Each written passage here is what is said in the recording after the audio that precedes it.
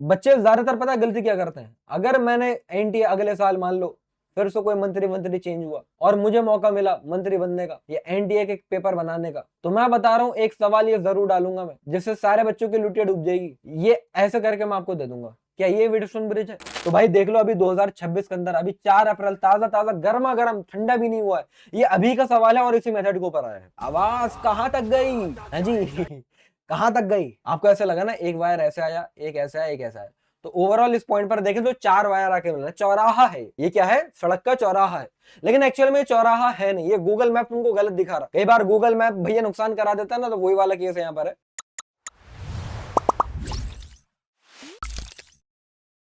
Hello my dear unstoppables, welcome back to this session. आप सभी का बहुत बहुत स्वागत है भाई हमारे कैपेसिटेंस के लेक्चर 2 के अंदर। जी हाँ मेरे प्यारे बच्चों, ऑलरेडी इस चैनल पर कैपेसिटेंस के लेक्चर बना चुका, अगर तुमने वो नहीं लगाया तो फटाफट पहले वो जाके लगाइएगा, और उसके आगे का पार्ट मैं यहाँ से आज कंटिन्यू करने वाला हूँ। भाई बहुत ही शानदार धमाकेदार सेशन होने वाला है, और हर एक बच्चा जो भैया आईआईटी जाना चाहता है, मकसद है उसका आईआईटी जाना, तो वो मकसद पूरा करने के लिए इकलौती अगर कोई सीरीज यूट्यूब पर है तो वो ये सीरीज है जो तुम अभी इसको देख रहे हो। फिलहाल आइए सीधा मुद्दे की बातों पर आते हैं। आज के सेशन के अंदर हम कौन कौन से टॉपिक कवर करने वाले हैं। कैपेसिटेंस बहुत ही शानदार चैप्टर है हमारा, इलेक्ट्रोस्टैटिक्स वाली यूनिट का, क्लास 12 में इसकी स्टार्टिंग होती है। तो हमने अब तक कौन कौन से टॉपिक पढ़ लिए थे भाई? हमने कैपेसिटेंस के बारे में पढ़ लिया था, हमने पैरेलल प्लेट कैपेसिटर पढ़ लिया था, हमने स्फेरिकल कैपेसिटर पढ़ लिया था, फिर हमने कैपेसिटेंस का कॉम्बिनेशन सीरीज और पैरेलल कॉम्बिनेशन भी देख लिया था। उसके ऊपर बहुत सारे सवाल भी करे थे हमने, लेडर वाली प्रॉब्लम, इनफाइनाइट लेडर वाली प्रॉब्लम के भी सवाल करे थे, और आज की क्लास को हम वहीं से कंटिन्यू करने वाले हैं, क्योंकि आज भी हम कॉम्बिनेशन ऑफ सीरीज और पैरेलल कॉम्बिनेशन पढ़ेंगे कैपेसिटर का। लेकिन इसकी अब बहुत सारी ट्रिक्स होती हैं, मतलब कॉमन पोटेंशियल मेथड होता है, रिडक्शन पोटेंशियल मेथड होता है, ऐसे बहुत सारे मेथड्स होते हैं जिनकी वजह से आप टफ से टफ सवाल को भी इजीली इक्विवेलेंट कैपेसिटेंस आप आराम से निकाल लोगे। तो वो आज के सेशन के अंदर हम इसकी शुरुआत करने वाले हैं। साथ में एनर्जी स्टोर्ड इन कैपेसिटर वैसे मैंने पढ़ा दिया था, लेकिन बहुत सारी बातें आज दोबारा से आएंगी। इंसर्शन ऑफ डाइलेक्ट्रिक स्लैब भी मैंने पहले पढ़ा दिया था, लेकिन ये टॉपिक थोड़ा अलग है। इसमें अगर हम डाइलेक्ट्रिक स्लैब को इंसर्ट करते हैं जब बैटरी के कनेक्शन लगे हुए हैं, या फिर बैटरी के कनेक्शन हटा दिए, ये बहुत ही इंपॉर्टेंट है यार, हर साल जेडब्ल्यू मेंस में यहाँ से सवाल आ जाता है, तो ये हम करेंगे। साथ में कॉमन पोटेंशियल हम करेंगे, साथ में हम व्हीटस्टोन ब्रिज करेंगे, ऐसी बहुत सारी बातें करने वाले। फिलहाल आज का ये सेशन जो है पूरा का पूरा फुल ऑन मोड में बहुत शानदार होने वाला है, और ये सेशन लगाने के बाद कैपेसिटेंस तुम्हारा लेक्चर पूरा हो ही जाएगा। अब वेटेज की अगर मैं बात कर लूं, स्पेशली सिर्फ कैपेसिटेंस की बात कर रहा हूं, तो यहां से अगर आप देखो 2024 में 15, 2025 में 16 सवाल, 2026 में 13 सवाल, मतलब ऑन एन एवरेज में मान के चल सकता हूं कि कैपेसिटेंस इस छोटे से चैप्टर से ही तुम्हारा एक सवाल तो जेडब्ल्यू मेंस में 2027 में आकर ही रहेगा। मतलब अगर तुम इस सेशन को अच्छे से लगा लेते हो तो मैं गारंटी से कह सकता हूं कि आज के सेशन लगा के तुम्हारे 4 नंबर और बढ़ जाएंगे, और 4 नंबर से मैं बता रहा हूं बच्चों, हजारों की रैंक का डिफरेंस आ जाता है, तो इसको हल्के में मत लीजिएगा। तो आइए मेरे प्यारे बच्चों शुरू करते हैं। लेकिन सबसे पहले यार मैं आप सभी से ये कहना चाहूंगा कि अगर आप चाहते हो कि ये सारी की सारी चीज आप तक पहुंचते रहे, मतलब देखो ये सेशन अगर तुमने मुझे पहली बार अगर देख रहे हो तो मैं बता दूं, या हो सकता है बहुत सारे बच्चे ऐसे होंगे जिन्होंने पहले कहीं ना कहीं मेरा सेशन देखा होगा, मैं उनको भी बता दूं कि भाई ये बहुत ही मतलब प्रोबेबिलिटी के हिसाब से, यूट्यूब के एल्गोरिथम के हिसाब से बहुत ही रेयर चांस होगा कि तुम्हारी और मेरी दोबारा मुलाकात हो। समझ रहे हो? क्योंकि ये वीडियो तुम तक अगर पहुंच गई और तुम इस वीडियो को अगर यहां तक देख रहे हो, तो आगे पहुंचे इसके बहुत रेयर चांसेस होंगे। समझ रहे हो? तो लेकिन फिर ये चैनल जो है, इसका नाम भी तुम भूल जाओगे, ये चैनल भी मिस हो जाएगा, ये वीडियो भी तुम तक नहीं पहुंचेगी, और हो सकता है कि शायद सिर्फ और सिर्फ इस चैनल के माध्यम से, इन सेशंस के थ्रू तुम आईआईटी निकाल सकते थे, और जो कि बिल्कुल निकाल सकते हो, क्योंकि मैं मेंस और एडवांस दोनों लेवल का पढ़ाने वाला हूं, बिल्कुल बेसिक से स्क्रैच से पढ़ाने वाला हूं। लेकिन अफसोस वाली बात यह होगी कि तुम तक सारे सेशन नहीं पहुंच पाएंगे, और हो सकता है अगर तुम ये सेशन पूरा लगा भी लो तो उसका अगला वाला जो मैं चैप्टर लेकर आऊंगा, अगला मैं मोशन इन प्लेन लेकर आने वाला हूं, कल आएगा उसका भी सेशन, वो तुम तक नहीं पहुंचेगा, क्योंकि तुमने चैनल को सब्सक्राइब नहीं कर रखा होगा। तो जोश और जोश में तुम आज तो शायद काम कर लोगे, लेकिन कल नहीं पढ़ पाओगे। तो अगर तुम चाहते हो कि तुम सीरियसली एक बैच की तरह एक डिसिप्लिन के साथ अगर तुम पढ़ाई करो, तो वो सिर्फ डिसिप्लिन मेंटेन करने के लिए तुमको इस चैनल को सब्सक्राइब करना पड़ेगा। देखो भाई इस चैनल के ऊपर इतने ढेर सारे सब्सक्राइबर हैं, ऑब्वियसली तुम एक सब्सक्राइब कर भी दोगे या सब्सक्राइब नहीं भी करोगे तो मेरे ऊपर कोई फर्क नहीं पड़ता, ऑब्वियसली तुम देख सकते हो। लेकिन तुमने अगर सब्सक्राइब कर ले तो तुम्हारे ऊपर बहुत ज्यादा फर्क पड़ेगा, क्योंकि ये पूरी की पूरी सीरीज, पूरा 11 क्लास, पूरा 12 क्लास का फिजिक्स, साथ में बहुत सारे पीवाईक्यू वाले सेशन, और बहुत सारी ढेर सारी चीजें डिसिप्लिन मेंटेन करने की, मोटिवेशन की, गाइडेंस की, स्मार्ट वर्क की, हर एक चीज मैं तुमको इस चैनल पर देने वाला हूं थ्रू आउट द तुम्हारी जेडब्ल्यू की जर्नी। तो वो मिस नहीं होगी अगर तुम इस चैनल को सब्सक्राइब कर लोगे। तो आइए मेरे प्यारे बच्चों शुरू करते हैं आज के सेशन को। लेकिन उससे पहले मैं आपसे बस एक बात कहना चाहूंगा कि मैंने पुरानी क्लास में जितना भी पढ़ाया था, क्योंकि मेरी तबीयत खराब हो गई थी, सेशन 3-4 दिन के बाद तुम ये देख रहे हो, तो हो सकता है शायद पुरानी बातें भूल गए होगे, तो मैं थोड़ा सा आपको रिकैप भी दे देता हूं ताकि आपको पुरानी चीज अच्छे से रिकॉल हो जाए और फिर आज की क्लास हमारी स्मूथली तुमको सारी बातें समझ में आए। बहुत जल्द बेंगलोर भी मैं आने वाला हूँ, है ना। स्मार्ट बोर्ड पर बच्चे कह रहे थे सर स्मार्ट बोर्ड पर क्लास ले लीजिए, तो बस दो मतलब कल ही मैं बेंगलोर के लिए निकल रहा हूँ। तो आइए मेरे प्यारे बच्चों, सबसे पहले कैपेसिटेंस की अगर हम बात कर लेते हैं तो हमने ये देखा था कि भाई पैरेलल प्लेट कैपेसिटर के अंदर अगर ये हमारे कोई भी कैपेसिटर है तो इसका चार्ज का फॉर्मूला होता था Q is equal to CV। ये मैंने आपको बात पढ़ाई थी। Q चार्ज होता है, C कैपेसिटेंस होता है, V पोटेंशियल डिफरेंस होता है। उसके बाद अगर मैं आगे की बात करूं तो यहाँ पर पैरेलल प्लेट कैपेसिटर का एक्चुअल में कैपेसिटेंस का फॉर्मूला आया था epsilon not A by D. ये कब आया था? जब हमारी एयर या फिर वैक्यूम थी और यहीं पर अगर मीडियम हो जाया करता था तो फिर यहाँ पर एप्सिलॉन नॉट के A बाई डी हो जाया करता था, याद करो। या फिर मैं कह सकता हूं कि कैपेसिटेंस हमारा एयर का डाइलेक्ट्रिक कांस्टेंट टाइम्स हो जाता था। ये मैंने आपको बातें बताई थी। और प्रीवियस क्लास में मैंने आपको ऐसे भी बताया था कि अगर आप कैपेसिटर की प्लेट्स के बीच में डाइलेक्ट्रिक स्लैब लेकर आ जाते हो, लेकिन वो पूरी की पूरी थिकनेस में लेकर नहीं आते हो, टी थिकनेस का लेकर आते हो, समझ रहे हो। डी दोनों प्लेट्स के बीच का गैप हुआ करता था। क्रॉस सेक्शनल एरिया, ये जो प्लेट है हमारा, ये जो प्लेट को अभी आप क्योंकि सामने से देख रहे हो तो एक लाइन दिख रही है, एक्चुअल में यह है तो पूरी की पूरी प्लेट, तो इसका सरफेस एरिया ये होता था। तो फिलहाल यहाँ इस केस में हमारे कैपेसिटेंस का फॉर्मूला आता था मेरे प्यारे बच्चों epsilon not A upon D minus T plus T by के। ये मैंने आपको बहुत शानदार तरीके से पूरा का पूरा फॉर्मूला ड्राइव भी कराया था। ये सारी बातें हुई थी। फिर उसके बाद हमारा सीरीज और पैरेलल कॉम्बिनेशन की बात हमने करी थी, आइए वो भी देख ही लेते हैं। तो सीरीज कॉम्बिनेशन के अंदर मैंने आपको क्या क्या बातें बताई थी। मैंने कहा था कि भाई अगर एक कैपेसिटर ऐसा है, उसके बाद एक और, उसके बाद एक और, मतलब एक ही वायर से सारे के सारे कैपेसिटर जुड़े हुए एक ही लाइन के अंदर है, तो इसको हम कहते हैं सीरीज कॉम्बिनेशन। तो सीरीज कॉम्बिनेशन में अगर मैं आपसे कहता हूं इसका कैपेसिटेंस C1, इसका C2 और इसका C3 है, तो इक्विवेलेंट कैपेसिटेंस का मेरे प्यारे बच्चों फॉर्मूला आया था, याद करो, 1/C1 plus 1/C2 plus 1/C3। मतलब जितने भी होंगे इन सबको आप उल्टा करके ऐड कर देंगे। वहीं पर अगर मैं बात करता हूं पैरेलल कॉम्बिनेशन की, अरे भाई पैरेलल कॉम्बिनेशन में क्या होगा वो भी देख लेते हैं भाई। तो पैरेलल कॉम्बिनेशन की कहानी मैंने आपको ये बताई थी कि भाई पहचान क्या है। पहचान पहली बात तो ये है कि अब ये सब एक ही वायर के साथ जुड़े हुए नहीं होंगे, अलग अलग ब्रांचेस निकले हुए होंगे लाइक दिस। तो फिलहाल पैरेलल कॉम्बिनेशन में बहुत ही आसान है। पैरेलल कॉम्बिनेशन में अगर आपको इक्विवेलेंट कैपेसिटेंस निकालना होता है तो आप इनको सीधा सीधा ऐड कर देते हो, और इसकी भी डेरिवेशन मैंने कराई थी कि ऐसा आप क्यों करते हो। फिलहाल अगर आइडेंटिकल कैपेसिटर सीरीज के अंदर लगे होंगे, है ना, तो फिर जो भी कैपेसिटेंस आएगा वो n से डिवाइड करा के आएगा। और ऐसे अगर आइडेंटिकल कैपेसिटर हमारे पैरेलल में लगे होंगे तो जो भी कैपेसिटेंस आएगा वो n से मल्टीप्लाई करा के आएगा। मतलब अगर मान लो 5-5 माइक्रोफेरेड के 3 कैपेसिटर हैं और पैरेलल में है, तो 5 + 5 + 5 करने से बेहतर है 3 × 5 कर दो, मतलब मल्टीप्लाई करा दो। ऐसे यहाँ पर उनको डिवाइड मतलब उल्टा करके ऐड करने से बेहतर है आप उनको n से डिवाइड करा दो। ये सारी बातें फिलहाल हो चुकी हैं, ये सिर्फ मैं आपको रिवाइज करा रहा था। अब मैंने कहा था कि भाई बहुत सारे अलग अलग केसेस आते हैं, सीरीज और पैरेलल कॉम्बिनेशन देख के समझ में नहीं आता कि कैसे क्वेश्चन सॉल्व करेंगे, और उसी का ही सबसे पहला मैं सवाल तुमको दे रहा हूं। फिलहाल इसको हम कहते हैं कनेक्शन रिमूवल मेथड। आप पहले सवाल देखो, सवाल से समझ जाओगे। मैं थोड़ा छोटा हो जाता हूं ताकि आपको चीजें क्लियरली दिखे। जैसे कि आप यहाँ पर एक फिगर देख रहे हैं, आपसे कहा जा रहा है कि भाई ए वाला पॉइंट, है ना, ए वाला पॉइंट और बी वाले पॉइंट के बीच में मास्टर जी इक्विवेलेंट कैपेसिटेंस बताओ। हमने कहा ठीक है भाई साहब बता देंगे, कोई बड़ी बात नहीं है, लेकिन कैसे बताएंगे?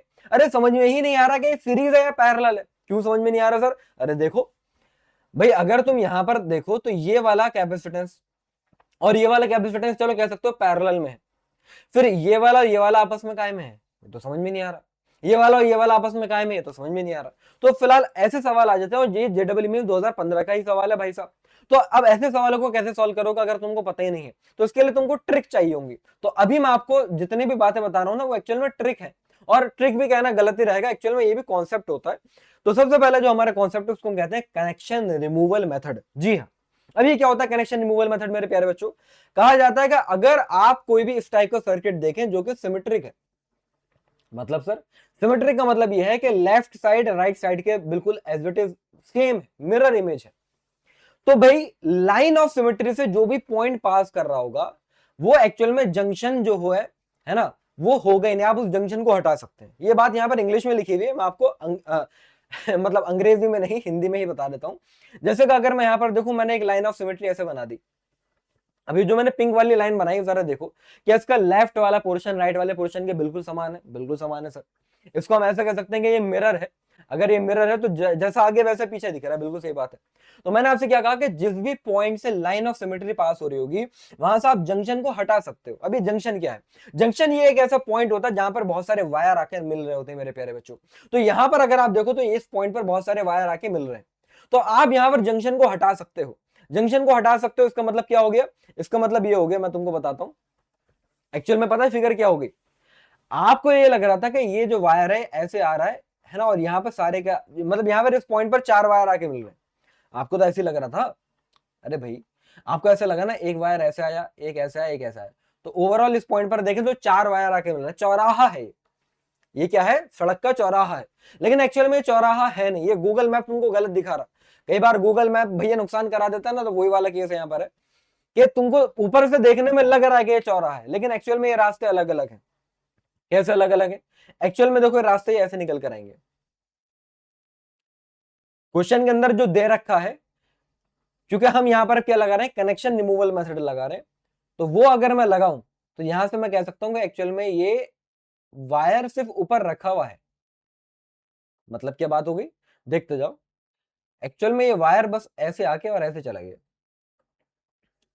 तुमने फर्क देखा मैंने क्या करा? अरे डिफरेंस देखा? बस ये वायर जो है नीचे वाले वायर के ऊपर रखा हुआ था, ऐसा नहीं था कि आपस में कनेक्टेड है। रखा हुआ होना और वायर का आपस में कनेक्ट होना ये तो अलग अलग बातें, समझते हो यार। तो मैंने क्या बोला कि जिस भी पॉइंट से है ना लाइन ऑफ सिमेट्री पास कर रही होगी तो वहां पर आप जंक्शन हटा सकते हो। अब ये क्यों है, इसके पीछे बहुत लंबी चौड़ी कहानी है, उसमें नहीं जाना, ट्रिक है आपको ये इसके पीछे के रीजन से बेहतर ये है कि आपको ये तरीके समझ में आने चाहिए। ठीक है, फिलहाल तो अब यहां पर अगर आप देखो तो भाई ये कैपेसिटेंस ही है मेरे लिए, ये कैपेसिटेंस ही है, ये कैपेसिटेंस ही है, ये कैपेसिटेंस ही है, ये कैपेसिटेंस ही है, ये कैपेसिटेंस ही है, ये कैपेसिटेंस ही है। समझ रहे? अब आपको बताना है इक्विवेलेंट कैपेसिटेंस क्या होगा। अब आइए सवाल की शुरुआत होती है। तो सबसे पहली बात तो यह है मास्टर जी, क्या है कि यार ये सी, ये वाला सी और ये वाला सी, अब ये सर एक ही देखो वायर से जुड़े हुए हैं तो ये सीरीज में है। मैंने कहा सही बात है, तो सी और सी मिलके 2C हो जाएंगे। भाई साहब सीधे चले जाना, ऐसी हरकतें मत करना। अभी मैंने बताया था आइडेंटिकल कैपेसिटर सीरीज में हो तो एन से डिवाइड कराते हैं।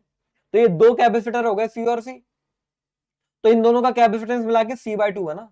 हेलो हेलो, ओ भाई साहब, इन दोनों का मिला के कैपेसिटेंस क्या बन रहा है? C/2 बन रहा है। अगर तुम कुछ और कह रहे हो तो भैया तुम्हारी लुटिया डूब चुकी है, आगे क्या करोगे? आगे बढ़िया बढ़िया सवाल आने वाले। फिलहाल ये C/2 है। अब ये C/2 कैपेसिटेंस इस C के साथ तो पैरेलल में है, ये बात सही कह रहे हो सर आप। अरे ये C/2 इस C के साथ पैरेलल में, और पैरेलल में सीधे सीधे जोड़ते हैं। तो अगर पैरेलल में हम सीधे सीधे जोड़े तो C प्लस C/2 क्या हो गया? 3C/2। इसका मतलब ये है मास्टर जी, ये दोनों मिलके हो गए C/2 और इस C के साथ मिलके ये हमारा हो गया 3C/2। अच्छा, तो अब लाओ मैं जरा फिगर बना लेता हूं, थोड़ी और क्लियरिटी तुमको मिलेगी। तो एक कैपेसिटेंस C ऐसे गया, बाकी ये तीनों मिलके हमारे कितने बन चुके हैं? 3C/2 के, और एक कैपेसिटेंस फिर यहां पर आया।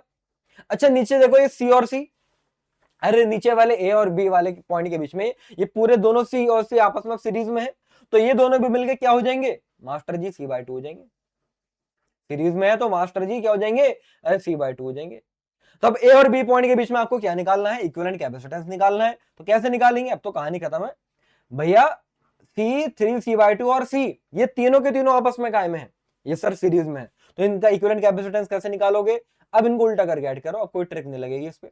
तो ये 1/C plus 2/3C plus 1/C, उल्टा करके ऐड करने का मतलब ये हो गया, एलसीएम 3C आएगा, तो ये बनेगा 3 प्लस 2 प्लस 3, डेट इज ये मेरे हिसाब से बन रहा है 8/3C। मतलब इक्विवेलेंट कैपेसिटेंस आ रहा है मेरे प्यारे बच्चों 3C/8। इक्विवेलेंट कैपेसिटेंस क्या आ रहा है भाई साहब? अरे 3C/8 आ रहा है।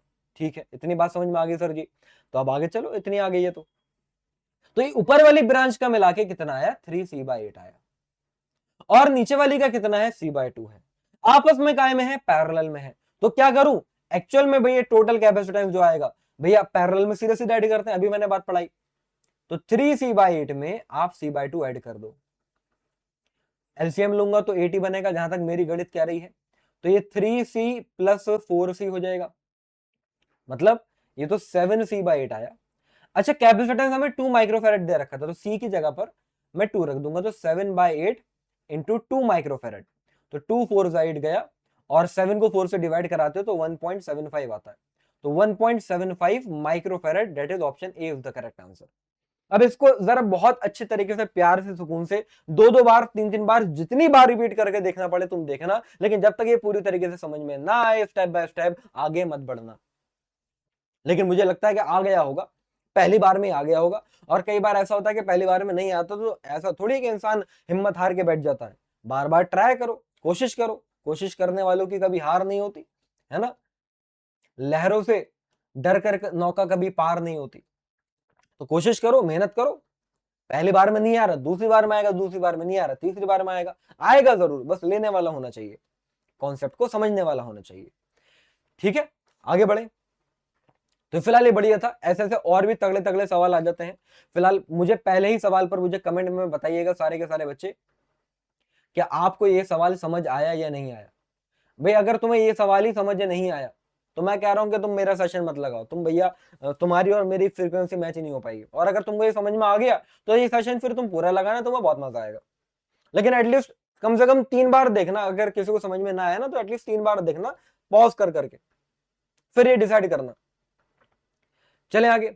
अब आइए, और भी बहुत सारे सवाल आ जाते हैं अलग अलग, वो है मैंने तो देखो भैया, सीरीज और पैरेलल कॉम्बिनेशन पढ़ाने वाला मास्टर तो पढ़ा के निकल चुका था, लेकिन तुमको ऐसे सवाल करा रहा है कि अलग अलग तरीके से सीरीज और पैरेलल कॉम्बिनेशन जब पूछे जाएंगे तो तुम कैसे करोगे, समझ रहे हो, इसलिए मास्टर करा रहा है। आइए जरा देखिए।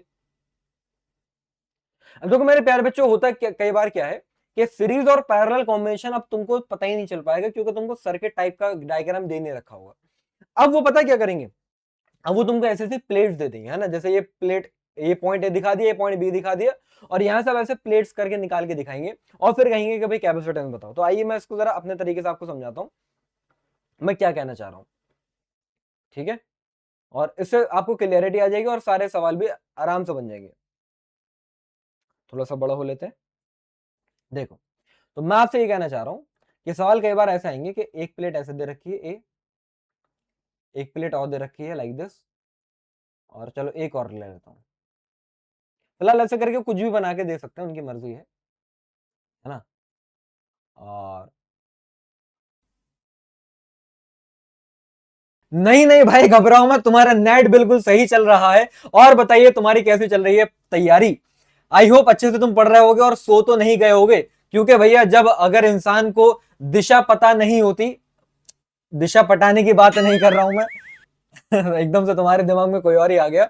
तो जब तक तुम्हें भैया सही दिशा पता नहीं होगी तो भाई नींद तो ऑब्वियसली आएगी। मेरे प्यारे बच्चों, तुमको इस टाइम पर चाहिए गोल, एक टारगेट के भाई तुम्हें कितनी परसेंटाइल लेकर आनी है जेडब्ल्यू मेंस के अंदर, क्या रैंक लेकर आनी है, और उसके लिए तुमको अच्छे से तैयारी करनी है। तो फोकस के साथ अच्छे से तैयारी करा करो। और मेरे प्यारे बच्चों, तुमको टेस्ट लगाने हैं, क्योंकि भाई हर हफ्ते तुम्हारे टेस्ट तुमको देने चाहिए, अदरवाइज तुमको पता नहीं चलेगा कि तुम अपने गोल के कितने करीब जा रहे हो, तुम्हारा क्या स्कोर आ रहा है और वो इंप्रूव हो रहा है या नहीं हो रहा। सबसे बड़ी दिक्कत यह कि बच्चे को पता नहीं होता कि भाई मेरा स्कोर ही क्या चल रहा है। तो उसके लिए मेरे प्यारे बच्चों, मैं तुम्हारे लिए लेकर आया हूं एक एकलव्य टेस्ट सीरीज, जो कि प्रूवन टेस्ट सीरीज है, जो एक लौती ऐसी टेस्ट सीरीज है जिससे मैक्सिमम नंबर ऑफ सवाल एज इट इज जेडब्ल्यू मेंस में रखे बात हैं। 2026 में आप देख लो, जनवरी या मई अप्रैल अटेम्प्ट के अंदर 80% से ज्यादा सवाल एज इट इज आए थे। तो इसको तुमको लगाना चाहिए। तो अब आइए अपना यहां से लेक्चर दोबारा से कंटिन्यू करते हैं। जैसे ये है, ये पॉइंट ए है हमारा, और चलो इसी को मान लेते हैं ये हमारा पॉइंट बी है। ऐसे करके अब आपको दे दिया। अब आपसे कहा जा रहा है कि भैया ये जो 3 प्लेट्स हैं, इन 3 प्लेट्स के बीच की डिस्टेंस भी डी है, ये भी डिस्टेंस डी है, ये भी डिस्टेंस डी है, एरिया भी ए है, और एयर में रखे हुए। तो फिलहाल ए और बी के बीच में इक्विवेलेंट कैपेसिटेंस बताओ। अब ऐसे सवाल आएंगे तो दिमाग खराब हो जाएगा, अरे इक्विवेलेंट कैपेसिटेंस सीरीज है, पैरेलल है, क्या है ये। तो ऐसे केस में क्या होता है, आप नंबरिंग करो। देखो, तो ऊपर से शुरुआत करते हैं। तो ये प्लेट नंबर 1 हो गई, हाँ हो गई। अब इधर आओ। अब ये प्लेट जो है वो एक्चुअल में 2 प्लेट के साथ कांटेक्ट में आ रही है, एक ऊपर वाली के साथ, एक नीचे वाली के साथ। तो उसकी नंबरिंग अगर करने चलो तो इसको लिखना है 2A, और ऐसे इधर लिखना है 2B, और फिर ये तीसरे नंबर की प्लेट आ गई, बस कहानी खत्म। अब जरा आप देखो, अब आप ए पॉइंट से अगर चलते हो तो ए पॉइंट से कितने नंबर निकल रहे हैं, 1 और 3, और पैरेलल में निकल रहे हैं, हाँ सही बात है सर। तो मैंने क्या करा, ए पॉइंट से 1 निकाला, और ए पॉइंट से मैंने एक 3 नंबर की, मतलब 2 प्लेटें निकाल दी, एक 1 नंबर की, एक 3 नंबर की। इतना समझ में आ गया, हाँ जी आ गया। अब मास्टर जी 1 के सामने कौन सी प्लेट है, 2A। तो मैंने क्या करा, 1 के सामने 2A वाली प्लेट लगा दी। अच्छा, और 3 के सामने कौन सी प्लेट है मास्टर जी, 2b, तो 3 के सामने मैंने 2b वाली प्लेट लगा दी। इतना समझ में आ गया, इतना आ गया। अच्छा भाई, अब देखो b के ऊपर भी तो 2a और 2b लिखा हुआ है, मतलब ये 2a और 2b दोनों के दोनों b से कनेक्टेड है। तो मैंने क्या करा, ऐसे करके इनको b से कनेक्ट कर दिया। तो मुझे क्या पता चला कि एक्चुअल में प्लेट्स 3 है लेकिन कैपेसिटर तो 2 ही बन रहे हैं, और वो दोनों कैपेसिटर आपस में पैरेलल में है।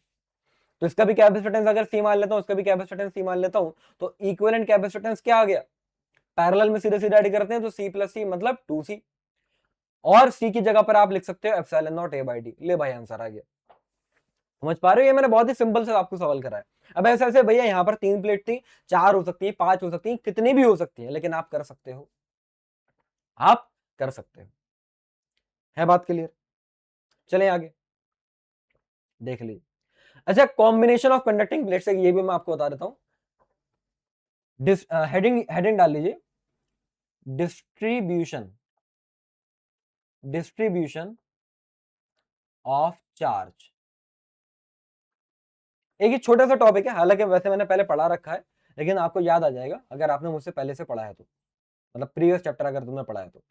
जैसे कि भाई यहां पर आपसे कोई बोल दे, है ना, कोई भी एग्जाम्पल ले लेते हैं, आपसे कोई बोल दे कि भाई यहां पर जो चार्ज है ये वाली प्लेट पर 4q है, और ये वाली प्लेट पर जो चार्ज है वो q है।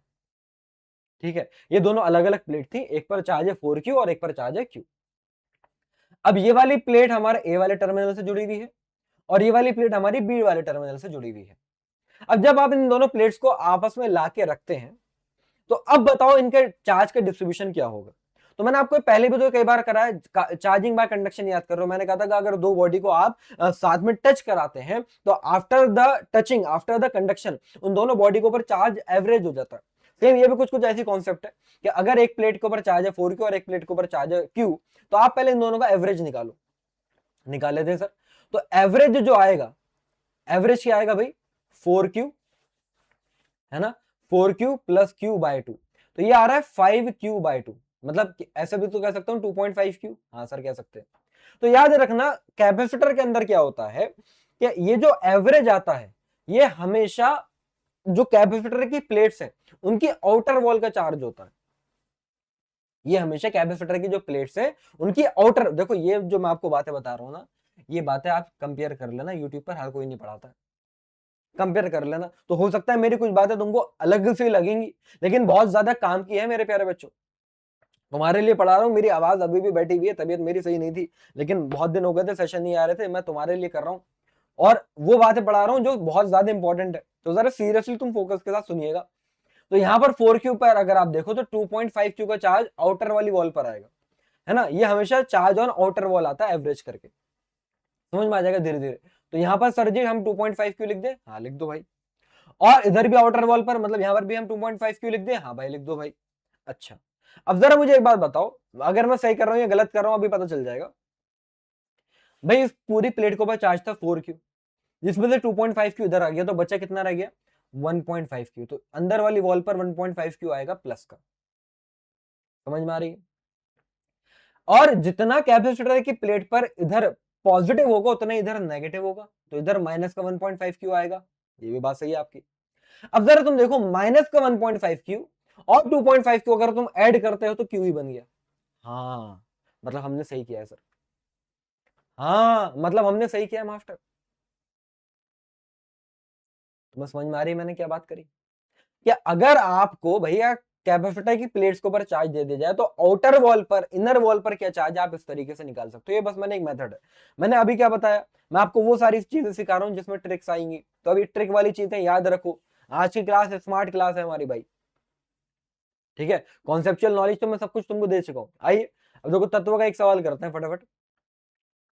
क्या कहा जा रहा है भाई, 4 मेटालिक प्लेट है और सबका एरिया ए है, सबके बीच में डिस्टेंस डी है, तो बताओ ए और बी के बीच में इक्विवेलेंट कैपेसिटेंस क्या आएगा। अब मुझे नहीं पता, मैं कैसे करूंगा, मैं वही करूंगा भैया, इस वाली प्लेट को मैंने नंबरिंग दे दी 1, इसको मैं दूंगा 2, तो ये ऊपर वाला 2a नीचे वाला 2b। ये फिर उसको चलो अच्छा समझ में नहीं आ रहा, इसको थोड़ा सा बड़ा करके दिखाते हैं, इसको अच्छे से थोड़ा सा बड़ा करके दिखाते हैं, और मैं आंटमैन बन जाता हूं भाई, मैं छोटा हो जाता हूं। ठीक है, अब आप देखिए ऐसे कुछ फिगर है,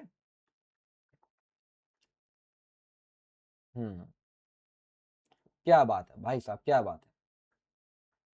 अब देखो, इसको अगर मैंने 1 बोला तो इसको मैं 2 बोल सकता था, लेकिन क्योंकि ऊपर वाले और नीचे दोनों के साथ कांटेक्ट में है ये, तो 2a और 2b बोल दिया। ऐसे इसको मैं 3 बोल सकता था, लेकिन ऊपर वाले के साथ भी फेस में आ रही है और नीचे वाले के साथ भी फेस में आ रही है, तो ये 3a और 3b बोल दिया। और नीचे वाली सिर्फ एक ही के साथ कांटेक्ट में, तो 4 बोल दिया। मतलब a और b मैं उन्हीं को दे रहा हूं जो दो के साथ कांटेक्ट में है। आइए इसका डायग्राम बनाते हैं। तो फिर वही बात है मास्टर जी, आपने क्या कहा, ए से चलना है और कहां पहुंचना है भैया, बी पर पहुंचना है। तो ए से क्या क्या निकला, ए से सर हमारी 3 प्लेट निकली, 1a मतलब 1 वाली, 3a वाली और 3b वाली। तो मैं तीनों को पैरेलल में दिखा दूं, दिखा दो मास्टर जी। ये 1 वाली हो गई, ये 3a वाली हो गई, ये 3b वाली हो गई। सही बात है। अच्छा 1 के सामने क्या है, 2a, तो 1 के सामने 2a आ गया। 3a के सामने क्या है, 2b, तो 3a के सामने 2b आ गया। और 3b के सामने क्या है, 4 है। और ये तीनों आपस में मिलके क्या बी के साथ कांटेक्ट में है। हाँ सर, 2a 2b और 4, 2a 2b और 4 देखो बी के साथ कांटेक्ट में। फिर वही बात हो गई। तो एक्चुअल में ये जो तुमको 4 प्लेटें दिख रही थी, ये 3 कैपेसिटर बनाई और तीनों कैपेसिटर हमारे जो है आपस में पैरेलल में है। तो इक्विवेलेंट कैपेसिटेंस क्या होगा मेरे भाई, सर जी इक्विवेलेंट कैपेसिटेंस निकालना है तो C plus C plus C, तो ये हो जाएगा 3C। ये मैं सीधे सीधे भी कह सकता था, आइडेंटिकल है तो 3C तो ऑब्वियसली होना चाहिए था। फिलहाल 3C हो गया। तो 3 और C की जगह पर epsilon not A by D तो हमें मालूम ही है, तो option C must be the correct answer. अब ये सवाल और अच्छा बनाया जा सकता था, कैसे, इनमें से किसी के बीच में वो कहते हैं कि डाइलेक्ट्रिक स्लैब लेकर आ जाओ, क्या दिक्कत वाली बात है, हो तो जाता तब भी, K से मल्टीप्लाई करा देते आप, जिसके बीच में भी आता तो सवाल तो हो जाता ना, सवाल होना चाहिए, बस बात खत्म। और देखो ट्रिक्स और कौन कौन से हमारे मेथड है। फिर आता है reduction method using equipotential points. ये बहुत बढ़िया है, इससे आपको आगे व्हीटस्टोन ब्रिज में भी जो मैं भी पढ़ाने वाला हूं काफी आसानी होगी, जरा ध्यान से समझिएगा। देखो सीधी सी बात है, चलो मैं इसको भी अपने तरीके से बताता हूं ताकि तुमको और क्लियरिटी मिले। भाई यहां पर अगर आपसे कहा जाए कि ये कैपेसिटर हमारे 3 है, तो ये बताओ कैसे कॉम्बिनेशन में दिख रहे हैं, तो आप बोलोगे सर ए और बी जो है इनके बीच में 3 कैपेसिटर आ रहे हैं, तो तीनों के तीनों सीरीज में। लेकिन मैंने कहा अभी रुक जाओ, अभी रुक जाओ, एक वायर मैंने ऐसे जाके इधर लगा दिया और एक वायर मैंने ऐसे जाके इधर लगा दिया। अब बताओ ये हमारे सीरीज में है पैरेलल में। अब आप बोलोगे सर सीरीज में तो है, वायर लगा दिया तो क्या फर्क पड़ता है, बहुत फर्क पड़ता है, ध्यान से देखो। पहली बात तो ये, मेरी बात को ध्यान से सुनिएगा, कान में बिठा लो अच्छे से, कान कह रहा हूं मैं, ठीक है। जब तक कोई कैपेसिटर की प्लेट ना आए बीच में, तब तक पोटेंशियल सेम रहेगा, ऑब्वियसली बात है। जब तक वायर के रास्ते में कोई अलग चीज ना आ जाए, जब तक पोटेंशियल सेम रहेगा। सही बात है सर। तो देख भाई, यहां से मैं चला तो ये पॉइंट ए है, हाँ सर है। अब चलते जाओ, तो यहां से ऊपर से चला इधर आया, तो ये पॉइंट भी मेरा पोटेंशियल ए ही हो गया। बात तो सही कह रहे हो सर आप, बात सही है या गलत है मेरी। भाई सर यहाँ पे तो बीच में आ गया, अरे वो आगे वो अलग बात है भाई, ऊपर पिंक वाले रास्ते की वजह से तो पोटेंशियल सेम ही रहेगा। हाँ, ऐसे अगर ये वाला मेरा पॉइंट भी है, तो अगर मैं ऐसे चलूं और ऐसे आऊं, तो ये वाला पॉइंट भी मेरा बी हो गया। सही बात है। अब जरा तुम देखो कि ये जो तीनों कैपेसिटेंस है, C1 C2 और C3, C1 वाला कैपेसिटर का पोटेंशियल डिफरेंस क्या आ रहा है सर, ए और बी के बीच में है, मतलब potential difference VA minus VB। C2 वाले का कैपेसिटेंस मतलब पोटेंशियल डिफरेंस क्या आ रहा है sir, CA minus CB। C3 वाले का क्या आ रहा है, CA माइनस CB, सॉरी मतलब VA माइनस VB। ऐसे C2 वाले का VA माइनस VB। मतलब मैं आपसे क्या कहना चाह रहा हूं कि ये तीनों सीरीज में तुमको दिख रहे थे, लेकिन तीनों का पोटेंशियल डिफरेंस बराबर आ रहा है। अरे तीनों का पोटेंशियल डिफरेंस बराबर कब आता है, तुम बताओ, कब ऐसा होता है कि तीनों का पोटेंशियल डिफरेंस बराबर होगा। पोटेंशियल डिफरेंस बराबर होता कब था, ये मैंने प्रीवियस क्लास में पढ़ाया था, जब हमारे कैपेसिटर पैरेलल के अंदर हो। कैपेसिटर की बात भी हटाओ, हमेशा पोटेंशियल डिफरेंस बराबर पैरेलल में तो होता है। तो ये जो तुमको दिख रहा था ये पैरेलल कॉम्बिनेशन है, तो एक्चुअल में तुमको लग ये रहा था, निकला क्या, निकला ये कि ए पॉइंट ये है, बी पॉइंट ये है, और तीनों कैपेसिटेंस ऐसे हैं, बस वो तुमको दिख नहीं पा रहे थे इस तरीके से, निकले वो ऐसे। अब कैपेसिटेंस निकालना है, तीनों को ऐड कर दो सीधा सीधा। तो इसको हम कहते हैं reduction method using equipotential points, कि आप सब जगह पर पहले पोटेंशियल के पॉइंट्स दिखा दो और फिर उससे पता चल जाएगा कौन सीरीज में है कौन पैरेलल में। इसके ऊपर मैं आपको काफी बढ़िया बढ़िया सवाल और काफी ढेर सारे सवाल भी कराने वाला हूं, टेंशन ना लो। पहला सवाल, और तुमको लग रहा है मैं बेवजह करा रहा हूं, तो भाई देख लो अभी 2026 के अंदर, अभी 4 अप्रैल, ताजा ताजा गर्मा गर्म, ठंडा भी नहीं हुआ है, ये अभी का सवाल है और इसी मेथड के ऊपर आया है, कैपेसिटेंस के ऊपर, बेवजह नहीं करा रहा। यहां पर देखो C1 C2 C3, तो इसका कैपेसिटेंस भी 1 माइक्रोफैराड दे रखा है, इसका भी 1 माइक्रोफैराड है, इसका भी 1 माइक्रोफैराड है, और C4 का हमें 2 माइक्रोफैराड दे रखा है। क्या करना है, इक्विवेलेंट कैपेसिटेंस बताना है। ठीक है भैया, बताएंगे, आपने बोला है तो बताएंगे मास्टर जी। अब जरा तरीके से देखो, पहली बात तो ये कि ये वाला पॉइंट हमारा ए है, हाँ सर दिख रहा है, मतलब ये वाला पॉइंट हमारा ए है, हाँ भाई सर दिख रहा है। तो यहां से अगर मैं चलूं, इधर आऊं तो ये पॉइंट भी मेरा ए हो गया। एग्री करोगे? किसी को इस बात से कोई तकलीफ तो नहीं हो रही? किसी के किडनी में तकलीफ तो नहीं हुई भाई ये क्यों कर दिया? अच्छा, अब यहां पर अगर आप देखो तो ये पॉइंट है बी, हाँ मास्टर जी भी है। यहां से अगर मैं इधर चलता हूं तो देखो बीच में कैपेसिटर आ गया, तो मैं इस पॉइंट को बी नहीं बोल सकता। यहां पर अगर आप देखो तो बीच में कैपेसिटर आ गया, तो मैं इस पॉइंट को बी नहीं बोल सकता, और ये अच्छा सवाल हो गया, वरना तो तीनों पैरेलल में थे, लेकिन यहां पर एक कैपेसिटर आ गया तो मैं इसको बी नहीं बोल सकता। क्या बोल दूं, इस पॉइंट को मैं सी बोल देता हूं, कौन सी बड़ी बात। अब आओ जरा शुरू करते हैं, हमें कैपेसिटेंस निकालना है ए और बी के बीच में ना। तो देखो हम क्या करने आए थे और अब ये क्वेश्चन क्या बन चुका है, ए और बी पॉइंट के बीच में कैपेसिटेंस निकालना है, तो ए और बी पॉइंट दिखाए। पहली चीज तो ये, ध्यान से अगर तुम फिगर को देखो तो C1 का पोटेंशियल डिफरेंस ए और सी के बीच में आ रहा है, C2 भी हमारा ए और सी के बीच में आ रहा है, मतलब C1 और C2 का पोटेंशियल डिफरेंस क्या सेम है? हाँ, अरे हाँ, हाँ भाई हाँ, अरे C1 के बीच में भी पोटेंशियल डिफरेंस AC, C2 के बीच में भी पोटेंशियल डिफरेंस AC, तो ये दोनों के दोनों पैरेलल में हो गए। मतलब अगर मैं यहां पर ऐसे करके तुमसे कहूं कि ये पॉइंट C है, तो A से मैं ऐसे लेकर जाऊंगा एक, A से मैं ऐसे लेकर जाऊंगा एक, कहानी खत्म। ये कितने का, 1 माइक्रोफैरेड का, ये कितने का, 1 माइक्रोफैरेड का, बोलो हाँ या ना। अच्छा, अब C, सर जी C से जब आप B पर जा रहे हो ना, देखो, तो सर C से जब आप B पर जा रहे हो तो देखो सर एक 2 माइक्रोफैरेड का कैपेसिटर रास्ते में पड़ा, हाँ पड़ा, तो C से B पर जब जाओगे तो एक 2 माइक्रोफैरेड का कैपेसिटर रास्ते में पड़ा, तो वो भी दिखा दिया, सब खत्म हो गए। नहीं भाई, 4 थे, अभी 3 ही दिख रहे हैं मुझे। एक देखो, क्या A और B के बीच में 1 माइक्रोफैरेड है? क्या A और B पॉइंट के बीच में 1 माइक्रोफैरेड है? हाँ है। तो मुझे A और B के बीच में 1 माइक्रोफैरेड दिखाना है, कैसे दिखाऊं? तो एक अलग से 1 माइक्रोफैरेड कैसे निकालूंगा और सीधा B से जाके जोड़ दूंगा। तो डायग्राम दे रखा था ये, बन गया ये। अब ये सॉल्व हो सकता है, ये तो मुझसे सॉल्व नहीं होता, मुझे पता नहीं चल रहा था कौन सीरीज में कौन पैरेलल में। और अगर तुम में से कोई महान ये सोचे अरे सर तीनों सीरीज में थे फिर पैरेलल में थे, लगा देते, तो भाई साहब फिर तुम 8 फीट का गहरा गड्ढा खोद के उसमें जाके कूद जाओ, क्योंकि तुम्हारी लुटेड़ उग चुकी है। बात समझ में आ रही है या नहीं आ रही है? अब निकालेंगे, तो देखो 1 माइक्रोफैरेड 1 माइक्रोफैरेड 1 और 1 पैरेलल में है, तो सीधा सीधा जोड़ूंगा तो 2 माइक्रोफैरेड बनेगा।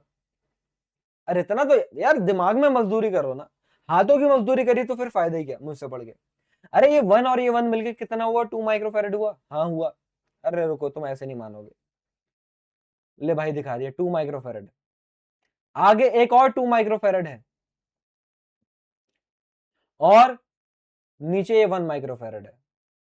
अच्छा, अच्छा, तो भैया 2 और 2 मिलके कितना हुआ? सर 4 होता है। अबे महानो, सीरीज में है, सीरीज में है, उल्टा करके ऐड करो या फिर इक्विवेलेंट भी कह सकते हो। तो भैया 2 कैपेसिटर है तो 2 से डिवाइड कर दो, सी बाय एन पढ़ाया था मैंने सीरीज में, तो 2 को 2 से डिवाइड करा तो 1 आया। तो मतलब मैं ये कह सकता हूं कि भैया ए में ऊपर 1 माइक्रोफैरेड, नीचे 1 माइक्रोफैरेड। बात तो सर सही है आपकी। अब ऊपर भी 1 माइक्रोफैरेड, नीचे भी 1 माइक्रोफैरेड, अब ये हो गए पैरेलल में। पैरेलल में क्या होता है भाई मास्टर, हम सीधा सीधा ऐड करते हैं, तो 1 + 1 दैट इज 2 माइक्रोफैरेड हमारा इक्विवेलेंट कैपेसिटेंस निकल कर आ गया। ऑप्शन ए हमारा करेक्ट आंसर हो गया। जेडब्ल्यू मेंस 2026 4 अप्रैल शिफ्ट 2 का पेपर का सवाल ऐसे चुटकियों में सॉल्व हो गया। समझ रहे हो? मतलब मैं आपको बता रहा हूं, ये कोई कैपेसिटेंस की नॉर्मल क्लास नहीं है। नॉर्मल क्लास होती तो ये सवाल नॉर्मली सॉल्व नहीं हो रहे होते। समझ रहे हो? आप बहुत सारे यूट्यूब पर सेशन है, आप जाके लगा लेना। वो सेशन लगाने के बाद तुमसे इस टाइप के सवाल सॉल्व नहीं होंगे, तुमको इस टाइप का कोई सवाल कराएगा ही नहीं, और कराएगा तो वो भैया और बड़े खतरनाक तरीके से कराएगा। अभी तो देखो, अभी तो बात खत्म थोड़ी हुई, इन्होंने गलत दे रखा भाई, 7/2 नहीं आएगा, हमने निकाला ना, गलत दे रखा इन्होंने। फिलहाल आगे बढ़ते हैं। अब ये देख लो, find the equivalent capacitance between A and B. अब ये तुम्हारे लिए छोड़ दूं क्या? कर पाओगे? है हिम्मत? हिम्मत तो बहुत है, लेकिन चलो फिर भी हिंट दे देता हूं थोड़ी सी। ये होमवर्क में दूंगा ये सवाल। सबसे पहला देखो, ये पॉइंट हमारा ए है, तो इधर ए लिख दिया मैंने। अब ए से आगे बढ़ूंगा तो कैपेसिटेंस आया, इधर भी आगे बढ़ूंगा तो कैपेसिटेंस आया, तो अब ए तो नहीं चलने वाला। हाँ, इधर अगर तुम देखोगे तो ये बी है, और यहां से अगर मैं इधर आया तो यहां पर भी ये बी हो गया। ठीक है, इधर तो कोई चेंज नहीं आ रहा। मतलब यहां पर भी बी है तो यहां पर भी पोटेंशियल बी है। तो ये पॉइंट मेरा ना तो बी हो सकता क्योंकि कैपेसिटेंस आ गया, और ना ए हो सकता क्योंकि कैपेसिटेंस आ गया, तो उसको मैं सी मान लेता हूं। समझ में आई बात? अब आओ शुरू हो जाते हैं। ए पॉइंट से चलना है, बी पॉइंट तक पहुंचना है। तो अब देखो, देखो ध्यान से, ए और सी के बीच में, भाई यहां पर बीच में सी पॉइंट दिखा दूं, तो ए और सी के बीच में 2 माइक्रोफेरेड आ गया, आ गया। ए और सी के बीच में 2 माइक्रोफेरेड आ गया। अब क्या करें? अब तो कुछ समझ में नहीं आ रहा मास्टर। सी और बी के बीच में 2 माइक्रोफेरेड आ गया, तो सी और बी के बीच में भी हमने 2 माइक्रोफेरेड दिखा दिया। अच्छा, अरे सी और बी के बीच में ये वाला भी तो 2 माइक्रोफेरेड है। हाँ है, तो सी और बी के बीच में एक और 2 माइक्रोफेरेड हमने दिखा दिए। कितने थे? अरे कितने आदमी थे गब्बर जनाब? 3 थे। तो तीनों के तीनों कहां है? यहां तुम्हारे सामने है। 3 थे। तेरा क्या होगा कालिया, ये कहां गया ए और बी वाला? 3 दिख रहा है तुमको? कैसी बातें कर रहे हो? अरे भाई, ए और सी के बीच में एक दिखा दिया, सी और बी के बीच में एक दिखा दिया, ये भी सी और बी के बीच में था, वो भी पैरेलल में दिखा दिया। अरे ए और बी के बीच का भूल गए? 2 माइक्रोफेरेड को भूल गए? तो ए और बी के बीच में 2 माइक्रोफेरेड है, तो ये सीधा सीधा अलग से दिखाऊंगा। अब बताओ, अब बताओ कहानी पूरी हुई नहीं हुई? अब हो गई सर। अब ये 2 और 2 आपस में पैरेलल में, तो ये मिलके हो जाएंगे 4, फिर 4 और 2 आपस में सीरीज में, फिर उसके साथ पैरेलल में। वो अब तुम करके मुझे बताना, फिलहाल होमवर्क के अंदर इसका आंसर क्या आ रहा है। मुझे इसका आंसर मेरे प्यारे बच्चों कमेंट बॉक्स में चाहिए, ये टाइम इस टाइम लिखकर। मैं देखूंगा कितने बच्चों ने कमेंट करी, कितने बच्चे यहां तक पहुंच पाए, 35 नंबर के टाइम स्टैम्प तक कितने बच्चे पहुंच पाए। और अगर तुम यहां तक पहुंच भी नहीं पाए ना, और अगर मुझे इस पर भैया कमेंट में आंसर नहीं दिखे ना, तो इसका मतलब मैं समझ जाऊंगा बच्चा देख ही नहीं रहा यहां तक वीडियो, तो फिर मैं बना काहे के ले रहा हूं? तो इसका तो मतलब यह है कि फिर आगे से सेशन लाना बंद कर देना चाहिए मास्टर को, और मैं कर भी दूंगा अगर मुझे कमेंट नहीं दिखी। भैया मुझे सीरियस बच्चे चाहिए, चाहे एक बच्चा पढ़ रहा हो लेकिन सीरियस होना चाहिए। समझ रहे हो? तो मुझे इसका आंसर चाहिए कमेंट बॉक्स में कि तुम्हारा आंसर क्या आया है। ठीक है भाई। आगे बढ़े, चलो। अब नेक्स्ट हमारा जो टॉपिक आता है वो भी भाई सीरीज और पैरेलल कॉम्बिनेशन का ही पार्ट है, कोई अलग से इसको कह देते हैं कि भाई व्हीटस्टोन ब्रिज है, तो कहीं ना कहीं सीरीज और पैरेलल कॉम्बिनेशन का पार्ट, और उसमें भी हम वही चीजें करेंगे जो शुरू से मैं आपको बताते हुए आ रहा हूँ। क्या? व्हीटस्टोन ब्रिज देखो, तो व्हीटस्टोन ब्रिज होता कैसा है दिखने में, आइए मैं आपको जरा इसको अपने तरीके से समझाता हूँ ताकि और मजा आएगा तुमको। देखिए भाई, तो कहानी कुछ ऐसी होती है मेरे प्यारे बच्चों। व्हीटस्टोन ब्रिज गेहूं के पत्थरों से बना हुआ पुल। गेहूं के पत्थरों से बना हुआ पुल, जी हाँ, ये वही पुल है जो उसने तुम्हारे लिए बनाया था, कांटे बिछा के। फिलहाल तो व्हीटस्टोन ब्रिज दिखने में, आप पहले तो इसको पहचान ही लो, बड़ी बात है कि अगर आपसे ऐसा कहा जा रहा है कि ये कैपेसिटेंस है हमारा सी, सी मान लेते हैं, ऐसे करके भी ये कैपेसिटेंस सी है, ऐसे भी करके ये कैपेसिटेंस सी है, और ऐसे भी करके कैपेसिटेंस ही है। मतलब सिंपल भाषा में बर्फी बना देनी है, काजू कतली की बर्फी जी नहीं होती है, वो ही है। और बीच में एक और आपने लगा दिया ऐसे करके कैपेसिटेंस सी है। मतलब व्हीटस्टोन ब्रिज की पहचान ये है कि पहली बात तो 5 कैपेसिटर होने चाहिए और ये हमारे ए और बी टर्मिनल पॉइंट होने चाहिए। तो अभी ये जो आप देख रहे हो ये व्हीटस्टोन ब्रिज है। मतलब देखो टोटल 4 ब्रांच होंगे, 1 2 3 4 और बीच वाली ब्रांच परपेंडिकुलर है। परपेंडिकुलर का मतलब ऐसा नहीं कि 90 डिग्री के एंगल पे, मतलब वो ए और बी वाली जहां से चार्ज आ रहा है उन दोनों ब्रांचेस से जुड़ी हुई नहीं है, वो इस ब्रांच से जुड़ी हुई है। मैं आपको एक चीज बता दूं, बच्चे ज्यादातर पता गलती क्या करते हैं, अगर मैंने एनटीए अगले साल मान लो फिर से कोई मंत्री चेंज हुआ और मुझे मौका मिला मंत्री बनने का या एनटीए के पेपर बनाने का, तो मैं बता रहा हूं एक सवाल ये जरूर डालूंगा मैं, जिससे सारे बच्चों की लुटिया डूब जाएगी। ये ऐसे करके मैं आपको दे दूंगा, क्या ये व्हीटस्टोन ब्रिज है? अगर मैं आपसे कहता हूं ये कैपेसिटेंसी, ये कैपेसिटेंसी, ये कैपेसिटेंसी, ये कैपेसिटेंसी, ये कैपेसिटेंसी, बताओ इक्विवेलेंट कैपेसिटेंस, तो क्या ये व्हीटस्टोन ब्रिज है? फिलहाल अभी मैं आपको व्हीटस्टोन ब्रिज की कहानी बताता हूं। मान लो अगर ये कैपेसिटेंस सी है और ये कैपेसिटेंस 2C है, ये कैपेसिटेंस मान लो 2C है और ये कैपेसिटेंस 4C है, तो according to the Wheatstone bridge, और ये मान लो 5C है, according to the Wheatstone bridge, पहली बात तो आप इसको सॉल्व तब कर पाओगे जब व्हीटस्टोन ब्रिज बैलेंस होगा। अगर बैलेंस नहीं है तो ऐसा नहीं सॉल्व नहीं कर पाओगे, वो भी कर लोगे, टेंशन ना लो।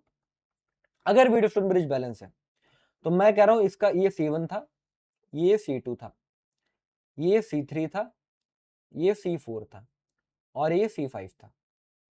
तो व्हीटस्टोन ब्रिज बैलेंस की कंडीशन क्या है कि ऊपर वाली ब्रांचेस का कैपेसिटेंस का रेशियो मतलब C1/C2 और इधर वाली ब्रांचेस राइट वाली ब्रांचेस के कैपेसिटेंस का रेशियो मतलब C3/C4, ये रेशियो अगर बराबर है तो व्हीटस्टोन ब्रिज बैलेंस हो जाएगा। ऊपर वाली ब्रांचेस का रेशियो बराबर होना चाहिए, लेफ्ट वाली भी राइट वाली भी, सीधी सी बात है।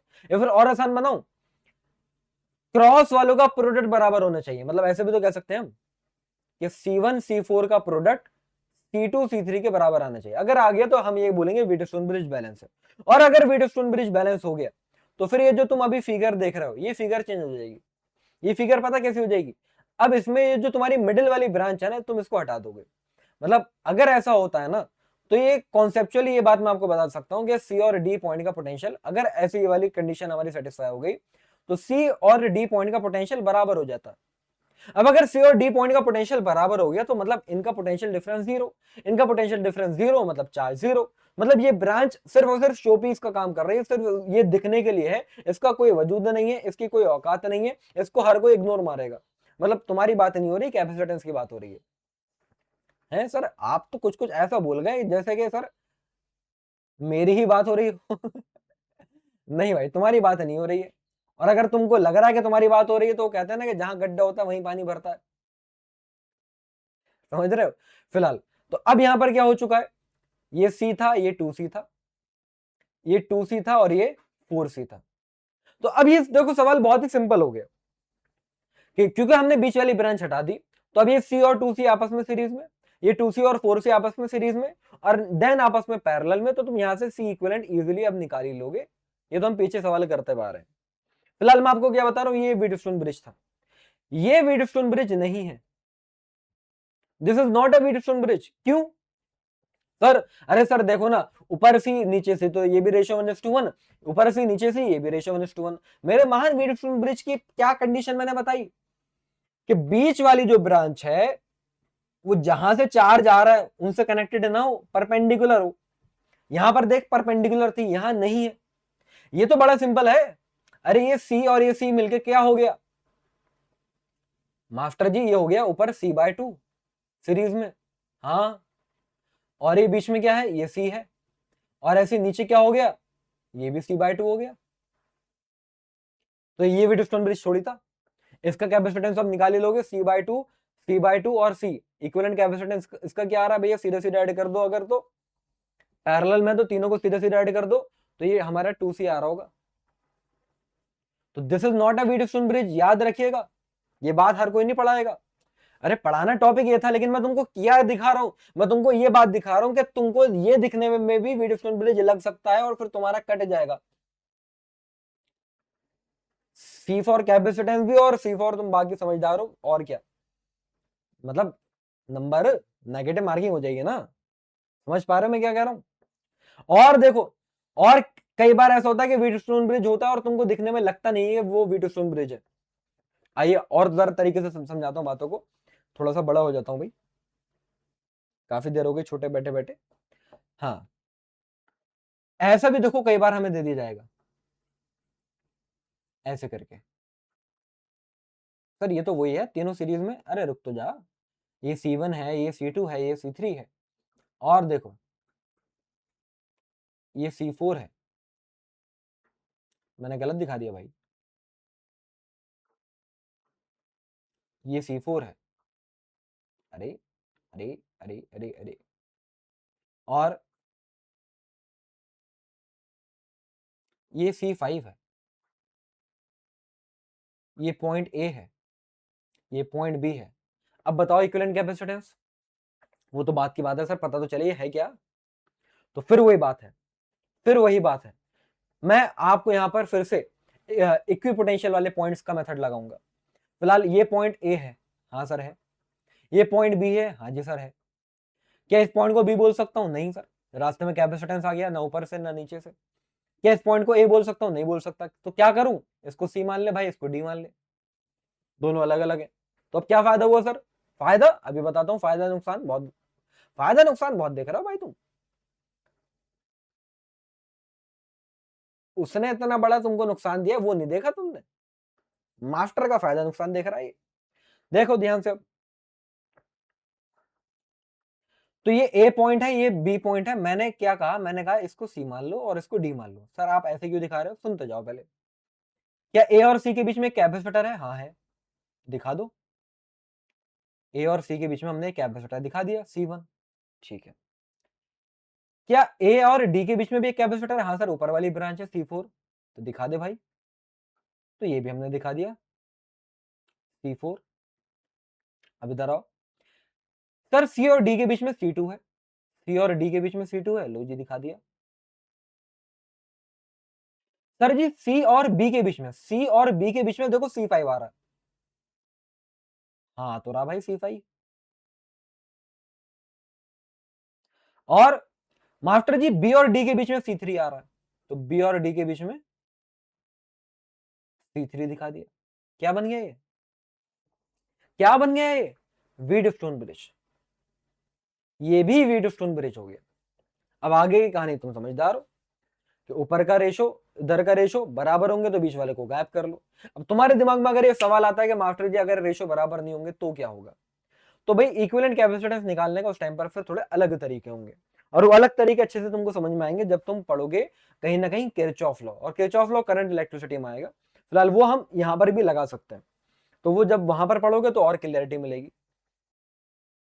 अरे घबराओ मत, तुम्हारी लाइट नहीं गई है, कोई अंधेरा नहीं हुआ है। जिस तरीके का अभी अंधेरा तुमने देखा था, मुझे पता है कि कुछ कुछ इसी तरीके का अंधेरा चल रहा है तुम्हारी जेडब्ल्यू की प्रिपरेशन में, लेकिन कोई बात नहीं, इसको अंदर रोशनी जलाने मैं तुम्हारे सामने आ चुका हूं। आपको ना इस टाइम पर कोई ना कोई इंसान चाहिए जो ये बताए भाई इस हफ्ते तुमको क्या क्या टॉपिक्स पढ़ने हैं और किस तरीके से पढ़ना है, क्योंकि अच्छे तरीके से आप मॉनिटर चीजों को रखोगे ना तो आपकी तैयारी अच्छी जाती है, और आप भी चाहते हो कोई ना कोई ऐसा हो जो यार मेरा पूरा ट्रैक रख पाए। और आपने एक हफ्ते में जितना पढ़ा है वो पढ़ने के बाद आपने कितना अच्छे तरीके से उसके ऊपर सवाल बनाए हैं, एक टेस्ट के तौर पर तुमको पता चल जाए कि भाई मैं अभी किस लेवल पर हूं और कितना पढ़ने के बाद मैं कितने नंबर लेकर आ पा रहा हूं। तो परेशान मत हो, ये सारी मुसीबतों का हल तुम्हें मिल चुका है, जो है हमारी एकलव्य टेस्ट सीरीज। मेरे प्यारे बच्चों, एकलव्य टेस्ट सीरीज ये पूरे का पूरे भैया जेडब्ल्यू की तैयारी करने वाले स्टूडेंट्स के लिए एक लौती ऐसी टेस्ट सीरीज है जिससे मैक्सिमम नंबर ऑफ सवाल हर साल जेडब्ल्यू मेंस के अंदर आते हैं। और वो कैसे, क्योंकि हम पुराने 5-6 साल का पूरा एनालिसिस करते हैं कि क्या पैटर्न रह रहा है और क्या चेंज होता है, और उसी के बेसिस पर 2026 में चाहे जनवरी अटेम्प्ट हो या अप्रैल अटेम्प्ट हो 80% से ज्यादा सवाल एज इट इज हमारी इस टेस्ट सीरीज से रखे हुए थे। ये तुम्हारे लिए बहुत फायदेमंद होगी,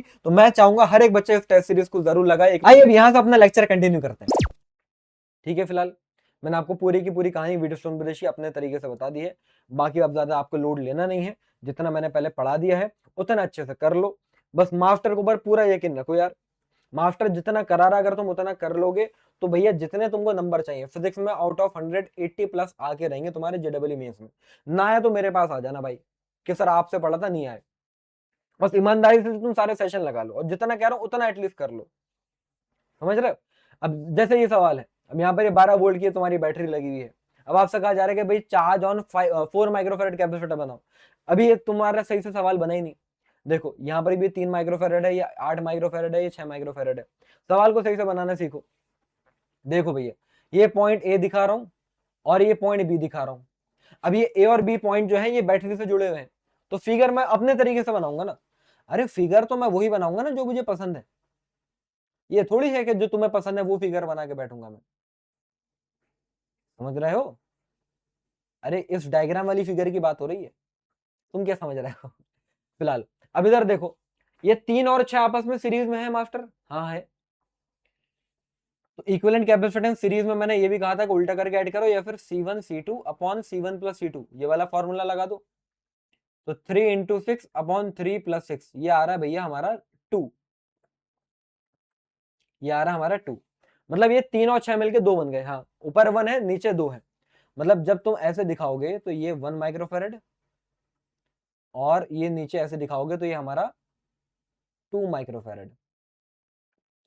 ऐसे जब तुम बी से चलोगे तो ऊपर देखो ये 3 और 6 है, तो 3 और 6 मिलके ये 2 बन गए। सही बात है भाई। तो ऊपर ये आ रहा है 2 माइक्रोफेरेड, और ये नीचे वाला तो ये देखो ये 4 माइक्रोफेरेड हमें दे रखा है। ठीक है, चलो ऐसे दिखा दिया हमने। और इन दोनों के बीच में 8 माइक्रोफेरेड आ रहा था, तो इन दोनों के बीच में 8 माइक्रोफेरेड मैंने ऐसे दिखा दिया। सारा खेल फिगर बनाने का ही है, नहीं आया तो बार बार देखना, मैंने आपको पूरा समझा दिया। बैक करो, 10 सेकंड पीछे जाओ, रिपीट करो, फिर आगे बढ़ो, ऐसे करके तुमको समझ में आएगा। फिलहाल अब देखो, क्या ऊपर का रेशो 1:2 है, हाँ है। इधर का रेशो 2:4, मतलब ये भी 1:2 है, हाँ है। तो क्या ये व्हीटस्टोन ब्रिज बैलेंस हो गया, हाँ हो गया। तो क्या मैं इक्विवेलेंट कैपेसिटेंस निकाल सकता हूँ, हाँ निकाल सकता हूँ। क्या मैं 8 वाले को गायब कर सकता हूँ, हाँ कर सकता हूँ। तो कर दे भाई, कर देना भाई, कर देना भाई। 8 को मैंने गायब कर दिया। ठीक, अब देखो, तो मुझे एक्चुअल में क्या निकालना था, इक्विवेलेंट कैपेसिटेंस इस सवाल में निकालना ही नहीं है, मुझे निकालना है चार्ज। हमने ये बात पढ़ी है कि अभी चार्ज बढ़ता है, मतलब ऊपर वाली ब्रांच में कुछ और चार्ज जाएगा, नीचे वाली ब्रांच में कुछ और चार्ज जाएगा। तो नीचे वाली ब्रांच की अगर मैं बात करूं तो कैपेसिटेंस नीचे वाली ब्रांच में ये 2 है, ये 4 है। तो नीचे वाली ब्रांच में हमारा कैपेसिटेंस कितना बैठ रहा है, 2 इंटू 4 अपॉन 2 प्लस 4, क्योंकि सीरीज में है ना। तो ये 8/6 मतलब 4/3, समझे। अब आपसे क्या कहा जा रहा है, चार्ज बताओ ना, चार्ज क्या है। तो क्यू का फॉर्मूला होता है CV। तो नीचे वाली पूरी ब्रांच में हमारा कैपेसिटेंस है 4/3, और पोटेंशियल तो बराबर ही होता है, जितना ऊपर वाली ब्रांच में होगा उतना नीचे वाली, क्योंकि पोटेंशियल पैरेलल में सेम रहता है। तो पोटेंशियल 12 आया। तो यहां से अगर आप देखो तो ये 3 4 12 एंड 4 4 16, तो 16 माइक्रोकूलम का हमारा चार्ज बैठ जाएगा। Option B is the correct answer. अब आप बोलोगे सर आपसे तो 4 माइक्रोकूलम का अबाउट पूछा था। भैया ये भी मैंने आपको बात पढ़ाई कि सीरीज में चार्ज सेम रहता है, मतलब इसके अबाउट भी 16 माइक्रोकूलम ही आएगा, इसके अबाउट भी 16 माइक्रोकूलम ही आएगा। सीरीज में चार्ज सेम रहता है, पैरेलल में पोटेंशियल सेम रहता है। तो ये अच्छा सवाल था, दोनों बातें यहाँ पर हमारी अच्छे से कवर हो गई। इसको एक बार देख लीजिए, फिर मैं आपको अगले टॉपिक पर लेकर चलता हूँ। आई होप क्लियर होगा सबको। चलिए मेरे प्यारो, भाई इसी तरीके से उन्होंने भी करा है। अब आता है हमारा वो वाला टॉपिक जो मैंने आपसे कहा था कि इंसर्शन ऑफ डाइलेक्ट्रिक स्लैब। अब डाइलेक्ट्रिक स्लैब को हम लेकर आएंगे और कैपेसिटर की प्लेट्स के बीच में लगाएंगे, जैसे हमने पहले भी लगाई थी, ये कोई बड़ी बात नहीं है। लेकिन इस बार जो है ना, हम ये देखेंगे कि क्या क्या चेंज आता है। जब तो हमने सिर्फ कैपेसिटेंस का चेंज देखा था, इस बार हम सारी चीजों का चेंज देखने वाले हैं।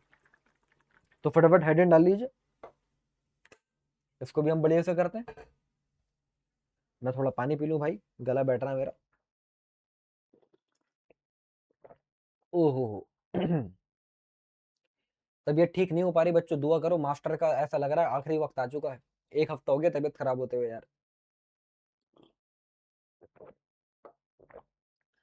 अरे सर कैसी बातें कर रहे हो सर।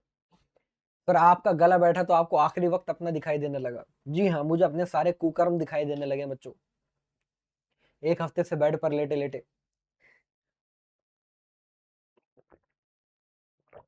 एक के बाद एक क्लास लेनी है मुझे आज, और गला बैठ जाएगा मेरा। कोई बात नहीं, बस इतनी भी आवाज निकलती रहे तो बेहतर है। आवाज इतनी निकलती रहे कि तुम तक पहुंचती रहे। वो कहता है ना सनी देओल, आवाज कहां तक गई है जी कहां तक गई? तो सर आवाज पलवेल तक जा चुकी है। आइए आगे बढ़ते हैं फिलहाल इंसर्शन और removal of dielectric slab between the plates of capacitor, इसको आइए जरा मैं अपने तरीके से समझाता हूं। कहना क्या चाह रहा है ये टॉपिक? अरे कहना क्या चाहते हो, तो आइए वही बताता हूं क्या कहना चाहते हैं। देखो भैया, हमारे पास कैपेसिटर की प्लेट्स हैं, मुबारक हो सर। अच्छा है, ठीक है। और कैपेसिटर की प्लेट्स हमारी किससे जुड़ी हुई है? बैटरी से जुड़ी हुई है, सेल से जुड़ी हुई है, जिसका पोटेंशियल V है। ये भी बात सही है सर आपकी,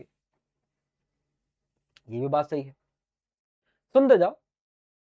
ठीक है, अब आगे क्या करें? हमने आपसे कहा कि भैया बैटरी की प्लेट्स जुड़ी हुई रही और हम इनके बीच में कैपेसिटेंस ले आए, मतलब एक डाइलेक्ट्रिक स्लैब ले आए पूरे के पूरे प्लेट्स के बीच में, डाइलेक्ट्रिक स्लैब जिसका डाइलेक्ट्रिक कांस्टेंट K है। तो देखो भाई, पहले कैपेसिटेंस का फॉर्मूला था हमारा epsilon not A by D, लेकिन जब हम डाइलेक्ट्रिक स्लैब ले आए तो अब क्या होगा? अब क्या होगा? तो वही सारी कुंडली लिखने आए हैं हम यहाँ पर, समझ रहे हो हम क्या करना है? वो पूरी की पूरी कुंडली लिखना है। तो मैंने ये पढ़ा है कि भैया जब डाइलेक्ट्रिक स्लैब आ जाता है तो कैपेसिटेंस हमारा epsilon not KA by D हो जाता है। और अब ये जो कैपेसिटेंस आ रहा है मैं इसको C डैश बोल रहा हूँ। तो सीधी सी बात है, अब जो कैपेसिटेंस है वो पहले वाले का K टाइम्स हो गया। बोलो हाँ या ना? हाँ सर, बात सही है। अच्छा, क्योंकि आप जब डाइलेक्ट्रिक स्लैब लेकर आए, लाने से पहले भी और लाने के बाद भी बैटरी से कनेक्टेड ही रहा ना तुम्हारा ये कैपेसिटर, तो पोटेंशियल में तो कोई चेंज आएगा नहीं। हाँ सर, सही बात है। तो पहले पोटेंशियल V था, अभी भी पोटेंशियल V रहेगा। क्यों? क्योंकि जब बैटरी, ये कौन सा वाला पॉइंट है हमारा? जब बैटरी कनेक्शन हटाए नहीं है, बैटरी कनेक्शन इंटैक्ट का मतलब लगे हुए हैं अभी, ठीक है? ये तब की बात मैं आपको बता रहा हूं। तो पोटेंशियल में कोई भी चेंज नहीं आया। अब आओ चार्ज की बात करते हैं। तो यार चार्ज का फॉर्मूला, क्यू का फॉर्मूला होता है CV। तो भाई V में तो कोई चेंज नहीं आया, लेकिन कैपेसिटेंस तो K टाइम्स बढ़ गया, मतलब V कांस्टेंट है और कैपेसिटेंस K टाइम्स बढ़ गया, तो हमारा चार्ज भी K टाइम्स बढ़ जाएगा। मतलब Q डैश जो है वो भी पुराने वाले चार्ज का K टाइम्स हो गया। सही बात है यार, बात तो सही कह रहे हो। हाँ सही बात है, ठीक है। अच्छा, आओ एनर्जी स्टोर्ड इन कैपेसिटर का फॉर्मूला क्या था? Half CV square. तो मास्टर जी कैपेसिटेंस देखो K टाइम्स बढ़ा है, पोटेंशियल तो सेम रहा। सही बात है, तो हमारी पोटेंशियल एनर्जी भी जो कैपेसिटर के अंदर स्टोर्ड है वो भी तो K टाइम्स ही बढ़ जाएगी। ये बात बड़ी गहरी गहरी बता रहा हूं मैं तुमको। और जब कोई भी, देखो भाई इलेक्ट्रिक फील्ड का फॉर्मूला V बाई डी होता है, ये तो पढ़ा ही होगा हमने, इलेक्ट्रोस्टैटिक्स के अंदर पढ़ा था, इलेक्ट्रिक चार्ज इन फील्ड के अंदर, कि भाई हमारा इलेक्ट्रिक फील्ड जो है पोटेंशियल डिफरेंस अपॉन डिस्टेंस होता है। डिस्टेंस में हम कोई चेंज लेकर आए नहीं, पोटेंशियल डिफरेंस में भी कोई चेंज नहीं आया। हाँ, तो क्या इलेक्ट्रिक फील्ड में कोई चेंज आया? नहीं, इलेक्ट्रिक फील्ड हमारी सेम रही। तो मैं आपसे क्या कह रहा हूं कि जब भी आप डाइलेक्ट्रिक स्लैब इंसर्ट करेंगे और बैटरी के कनेक्शन लगे हुए होंगे, तो कैपेसिटेंस में, पोटेंशियल में, चार्ज में, पोटेंशियल एनर्जी में, इलेक्ट्रिक फील्ड में क्या चेंज आ सकता है वो आपसे पूछा जा सकता है। इन पांचों चीजों को तुम्हें अच्छे से मालूम होना चाहिए और उसको रटने की जरूरत ना पड़े, ये दिमाग में छप जाए उसी तरीके से जिस तरीके से मैं तुमको पढ़ा रहा हूं। बात क्लियर है कि जब बैटरी कनेक्शन लगे हुए हैं और हम डाइलेक्ट्रिक स्लैब लेकर आए हैं, हम क्या पढ़ रहे हैं? डाइलेक्ट्रिक स्लैब का इंसर्शन पढ़ रहे हैं। रिमूवल होगा तो सारी कहानी पलट जाएगी, जो K टाइम्स हो रहा है वो K टाइम्स डिवाइड हो जाएगा। ठीक है, अब यहां पर देखो दूसरा केस क्या है? जब बैटरी कनेक्शन हमने क्या करे, बैटरी कनेक्शन अब हम रिमूव करके अब डाइलेक्ट्रिक स्लैब लेकर आएंगे। अरे तुम समझ पा रहे हो मैं क्या कहना चाह रहा हूं या नहीं? ये बस खाली मेरे रिवीजन हो रहा है। मैंने तुमसे क्या कहा कि ये हमारी कैपेसिटर की प्लेट्स, और इस बार हमने पहले बैटरी के कनेक्शन को खोल दिया। देखो की मैंने खोल दी और अब मैं डाइलेक्ट्रिक स्लैब लेकर आया हूं। अब मैं डाइलेक्ट्रिक स्लैब लेकर आया हूं जिसका डाइलेक्ट्रिक कांस्टेंट K है। अब बताओ कहानी क्या होगी? अब देखते हैं भैया। तो सबसे पहली बात, सर हमें ये बात मालूम है कि कैपेसिटेंस का formula epsilon naught A by D होता है, तो यहां पर भी मैं ये कह सकता हूं कि अब जो हमारा कैपेसिटेंस होगा वो के टाइम्स ही हो जाएगा, इसमें तो कोई चेंज नहीं आना, क्योंकि भाई मीडियम चेंज हो गया, मीडियम के आगे यहाँ पर, तो कैपेसिटेंस भी के टाइम्स हो गया, सही बात है। लेकिन क्या पोटेंशियल सेम रहेगा? अब नहीं रहेगा। क्यों? क्यों? क्योंकि बैटरी तो हट चुकी है ना। हाँ, अगर मैं देखूं law of conservation of charge, law of conservation of charge, अरे law of conservation of charge याद है? शुरुआत हुई थी पहले, पहली क्लास याद है कि charge can neither be created nor be destroyed, तो कैपेसिटर की प्लेट पर जितना चार्ज है उतना ही रहेगा। हाँ सर, तो क्यू डैश क्यू के बराबर ही होगा। तो सर यहां पर क्यों नहीं लगाया? यहां पर क्या टाइम्स क्यों हो गया? अरे क्योंकि यहां पर बैटरी के कनेक्शन लगे हुए थे, तो बैटरी चार्ज और दे गई, यहां पर बैटरी हट चुकी है, तो जो जितना चार्ज है अब बैटरी का हटाने के बाद थ्रू आउट द पूरे का पूरा केस उतना ही रहेगा, चाहे मैं डाइलेक्ट्रिक स्लैब लेकर आऊं या नहीं लेकर आऊं। Are you getting my point? तो अब अगर हम यहां से देखें तो हमारा V का फॉर्मूला Q बाय C होता है। तो मास्टर जी अब इस बार ये दिख रहा है कि हमारा चार्ज तो है कांस्टेंट, तो पोटेंशियल कैपेसिटेंस के इनवर्सली प्रोपोर्शनल हो गया। तो कैपेसिटेंस अगर के टाइम्स बड़ा है तो पोटेंशियल के टाइम्स कम होगा, तो यहां पर पोटेंशियल मेरा V बाय के आ गया। ओ हो, क्या बात है, कितनी गहरी बात बोल दी भाई, बात समझ में आ रही है? फिर एक बार बताऊं कि भाई चार्ज कांस्टेंट है तो पोटेंशियल कैपेसिटेंस का इनवर्सली प्रोपोर्शनल, तो कैपेसिटेंस तो के टाइम्स होना ही होना है, दोनों केस में देख लो, लेकिन पोटेंशियल यहां पर के टाइम्स कम हो गया, यहां पर पोटेंशियल सेम था, यहां पर पोटेंशियल के टाइम्स कम हो गया, तो ये तुम डिफरेंस बस चेक करते हुए चलना है।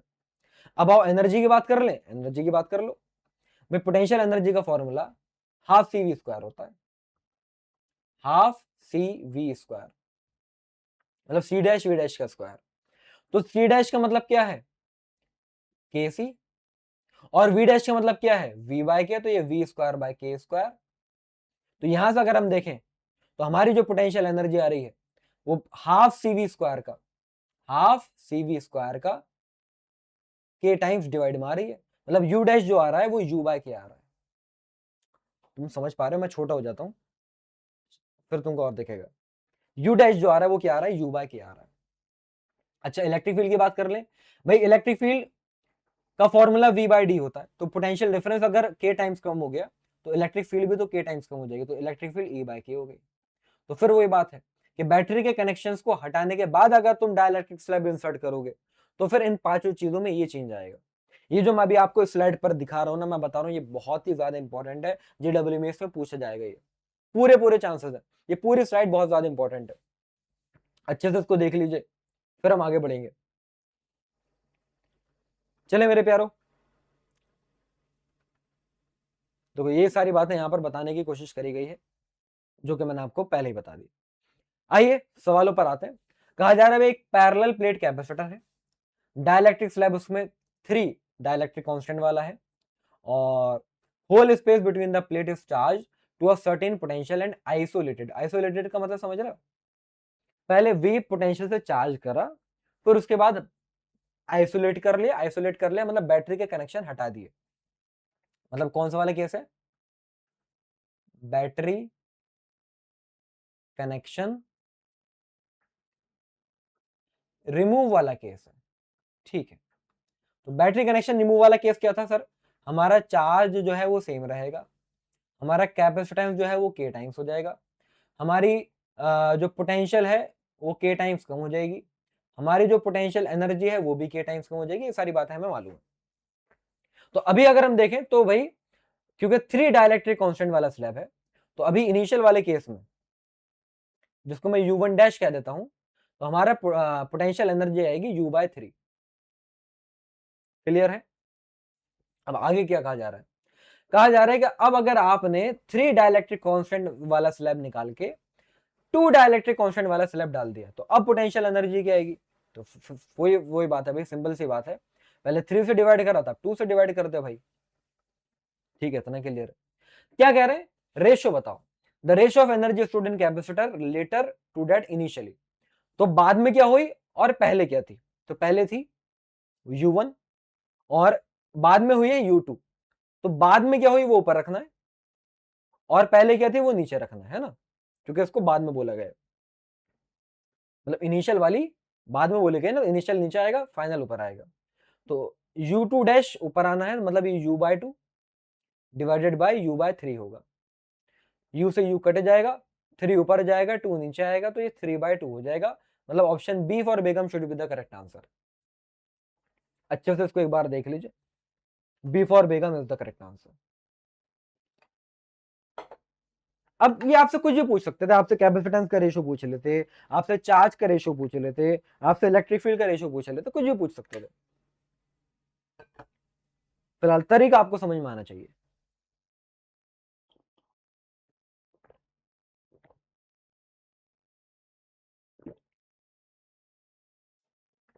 आई होप सबको ये बढ़िया से क्लियर होगा।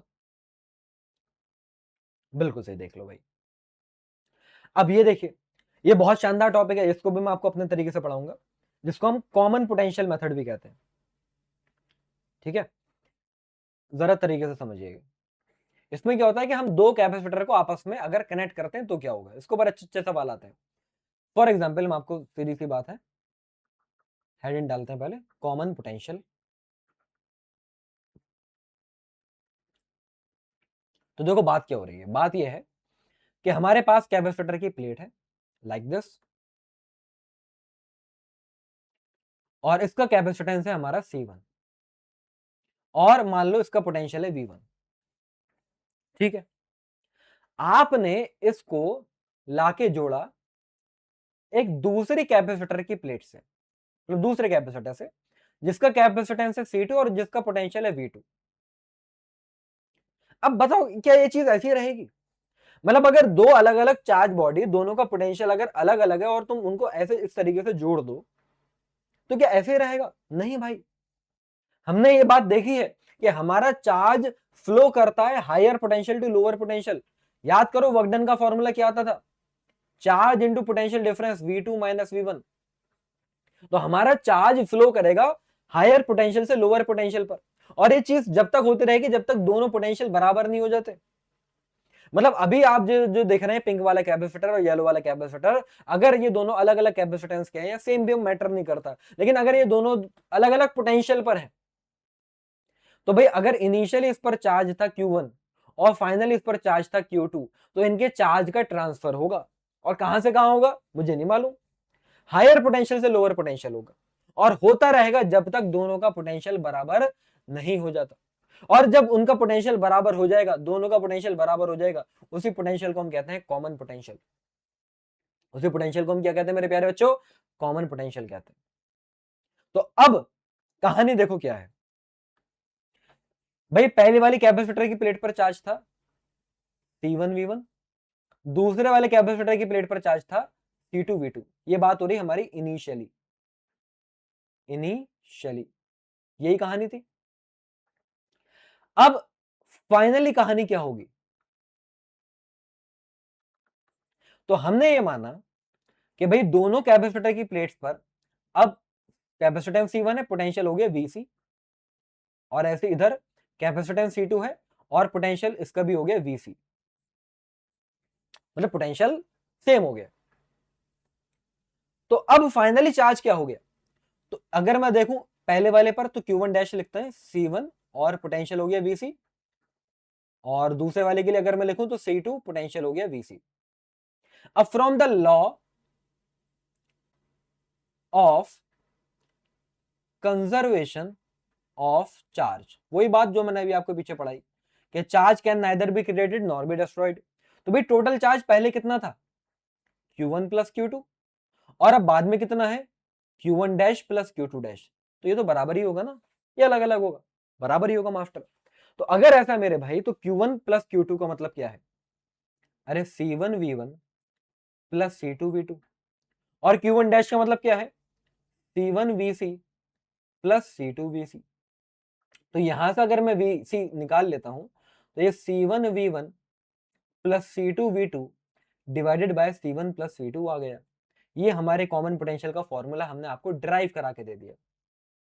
मतलब अगर दो कैपेसिटर, दोनों का कैपेसिटेंस अलग अलग है, पोटेंशियल अलग अलग है, उनको आपस में जोड़ दिया जाए, तो जोड़ने के बाद उनका कॉमन पोटेंशियल क्या होगा वो इस फॉर्मूले से आप निकाल सकते हो।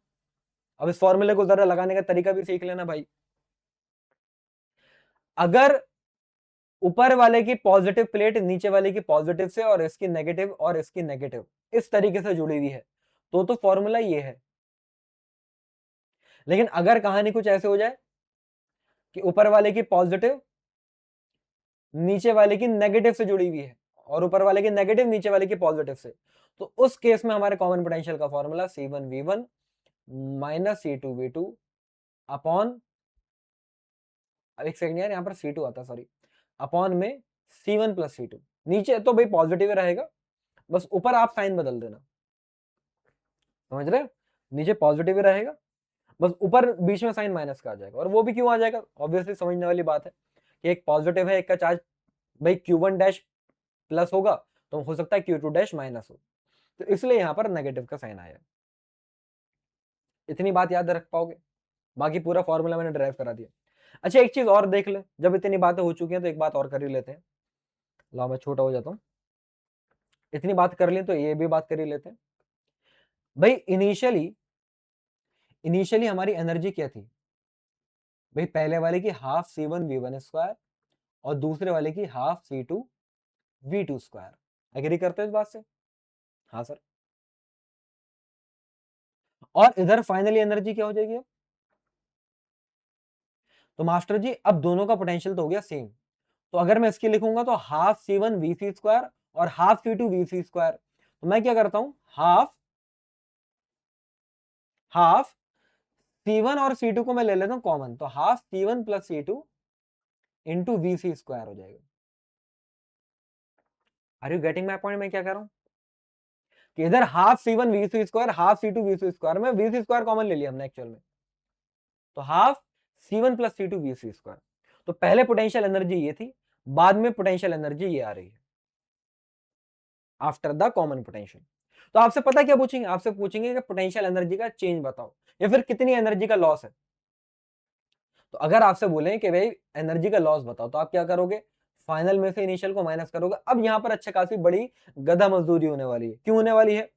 क्योंकि पहले VC का फॉर्मूला ये जो तुम लेकर आए उठा के इसके अंदर पुट करोगे, फिर यू फाइनल में से यू इनिशियल को माइनस करोगे, तो वो लंबे चौड़ी कैलकुलेशन करके फॉर्मूला क्या आता है वो मैं आपको दे देता हूं। वो आता है half C1C2 upon C1 plus C2 bracket में V1 माइनस V2 का होल स्क्वायर। भाई किसी को शौक हो तो ये मजदूरी कर लेना। फिलहाल कैसे आया मैंने आपको बता दिया कि यू फाइनल में VC की वैल्यू पुट करी होगी, ये वाली पूरी की पूरी, फिर उसको यू इनिशियल में से आपने माइनस करा है, तो वो करके डेल्टा यू का फॉर्मूला ये आता है। फिलहाल मेरी रिकमेंडेशन ये है कि आप इसको रट लें, क्योंकि कई बार सिर्फ ये फॉर्मूला लगा के बड़ी जल्दी से तुम्हारा आंसर आ जाएगा। है बात क्लियर? तो अभी जो आप पूरी की पूरी स्क्रीन के ऊपर ये देख रहे हैं, ये पूरा का पूरा टॉपिक अपने आप में बहुत ही ज्यादा इंपॉर्टेंट है। यहां से भी हर साल सवाल आते हैं, तो इसको अच्छे से कर लीजिएगा, फिर मैं अब आपको आगे लेके चलता हूँ।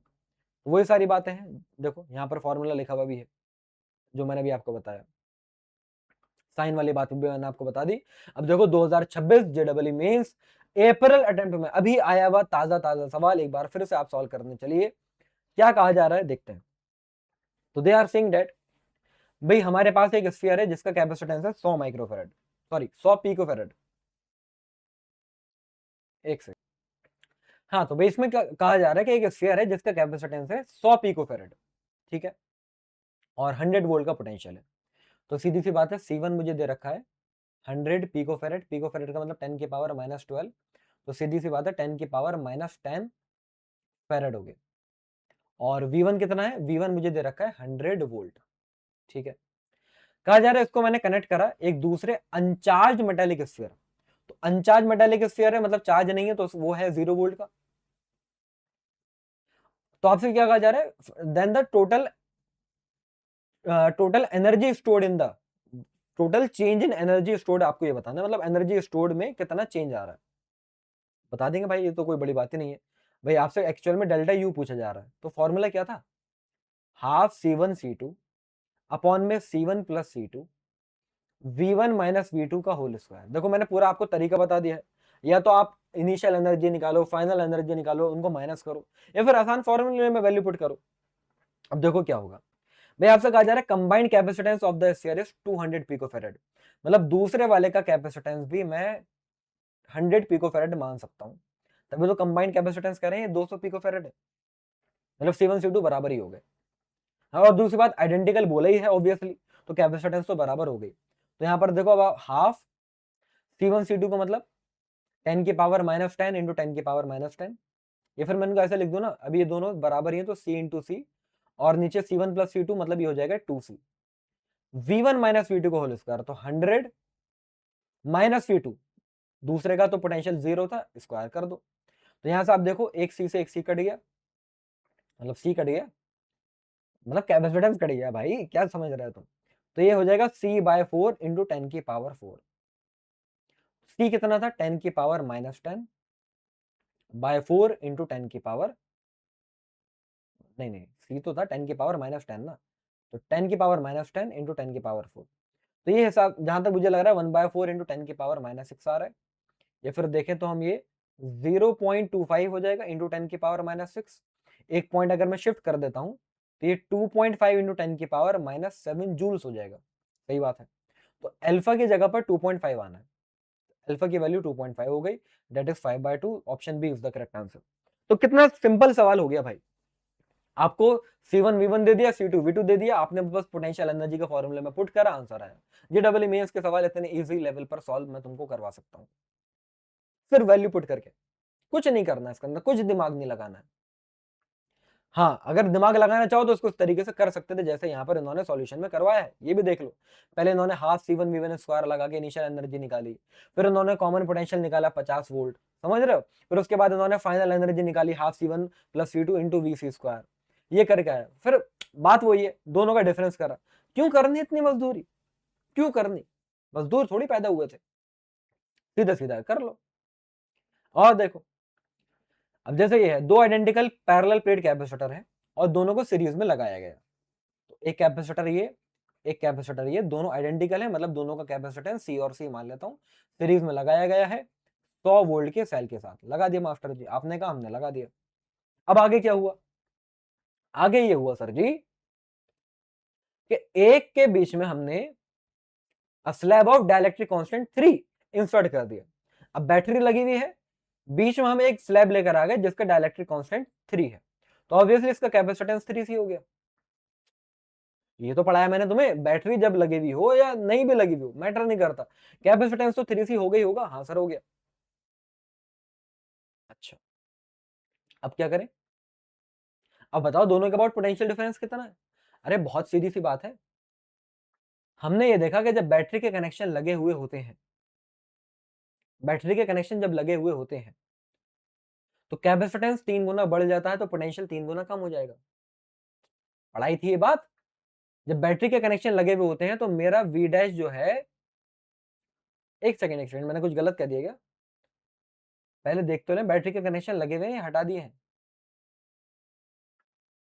To identical parallel plate capacitor are connected in series and joined with the battery of 100 volt, ये आपने लगाया, potential difference across the capacitor बताना है। अच्छा, यहाँ पर क्वेश्चन थोड़ा सा बच्चों इनकरेक्ट है क्योंकि ये सवाल मैं ही लेकर आया हूं, थोड़ा सा यहाँ पर ऐसा कह सकते हैं कि potential difference across the capacitor बताओ व्हेन कनेक्शंस आर रिमूव्ड, जब बैटरी के कनेक्शन तुमने हटा दिए अब बताओ।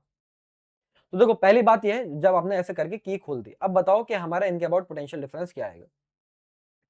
तो बहुत ही सीधी सी बात है,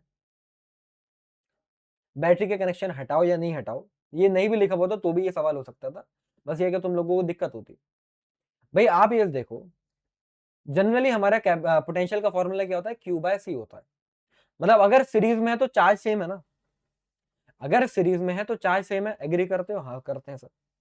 तो कैपेसिटेंस हमारा इनवर्सली प्रोपोर्शनली तो है पोटेंशियल के, हाँ ये भी बात सही है। मतलब अगर इसको मैं 1 वाला कैपेसिटर बोलूं और इसको मैं 2 वाला बोलूं तो ये बात मैं साफ साफ कह सकता हूं कि V1 का पोटेंशियल जो आएगा वो V/3 आएगा और V2 का पोटेंशियल V आएगा, ऐसे कह सकता हूं। हाँ सर कह सकते हो, कैसे, क्या, कैसे कहा, क्योंकि इसका कैपेसिटेंस 3 गुना ज्यादा तो इसका पोटेंशियल 3 गुना कम है, दैट्स इट। तो अब अगर आपसे कोई बोले कि भाई इसके अबाउट बताओ कितना पोटेंशियल है या इसके अबाउट बताओ कितना पोटेंशियल है, तो अब मैं आपको पढ़ाने जा रहा हूं मेरे प्यारे बच्चों, मेरा फेवरेट मेथड जिसको मैं करंट इलेक्ट्रिसिटी में भी आपको पढ़ाऊंगा, वो होता है हमारा रेशियो मेथड। रेशियो मेथड क्या कहता है, आपको जिसके भी अबाउट पोटेंशियल निकालना है, जैसे V1 के अबाउट निकालना है, तो आप उसका रेशियो तो ऊपर रखो।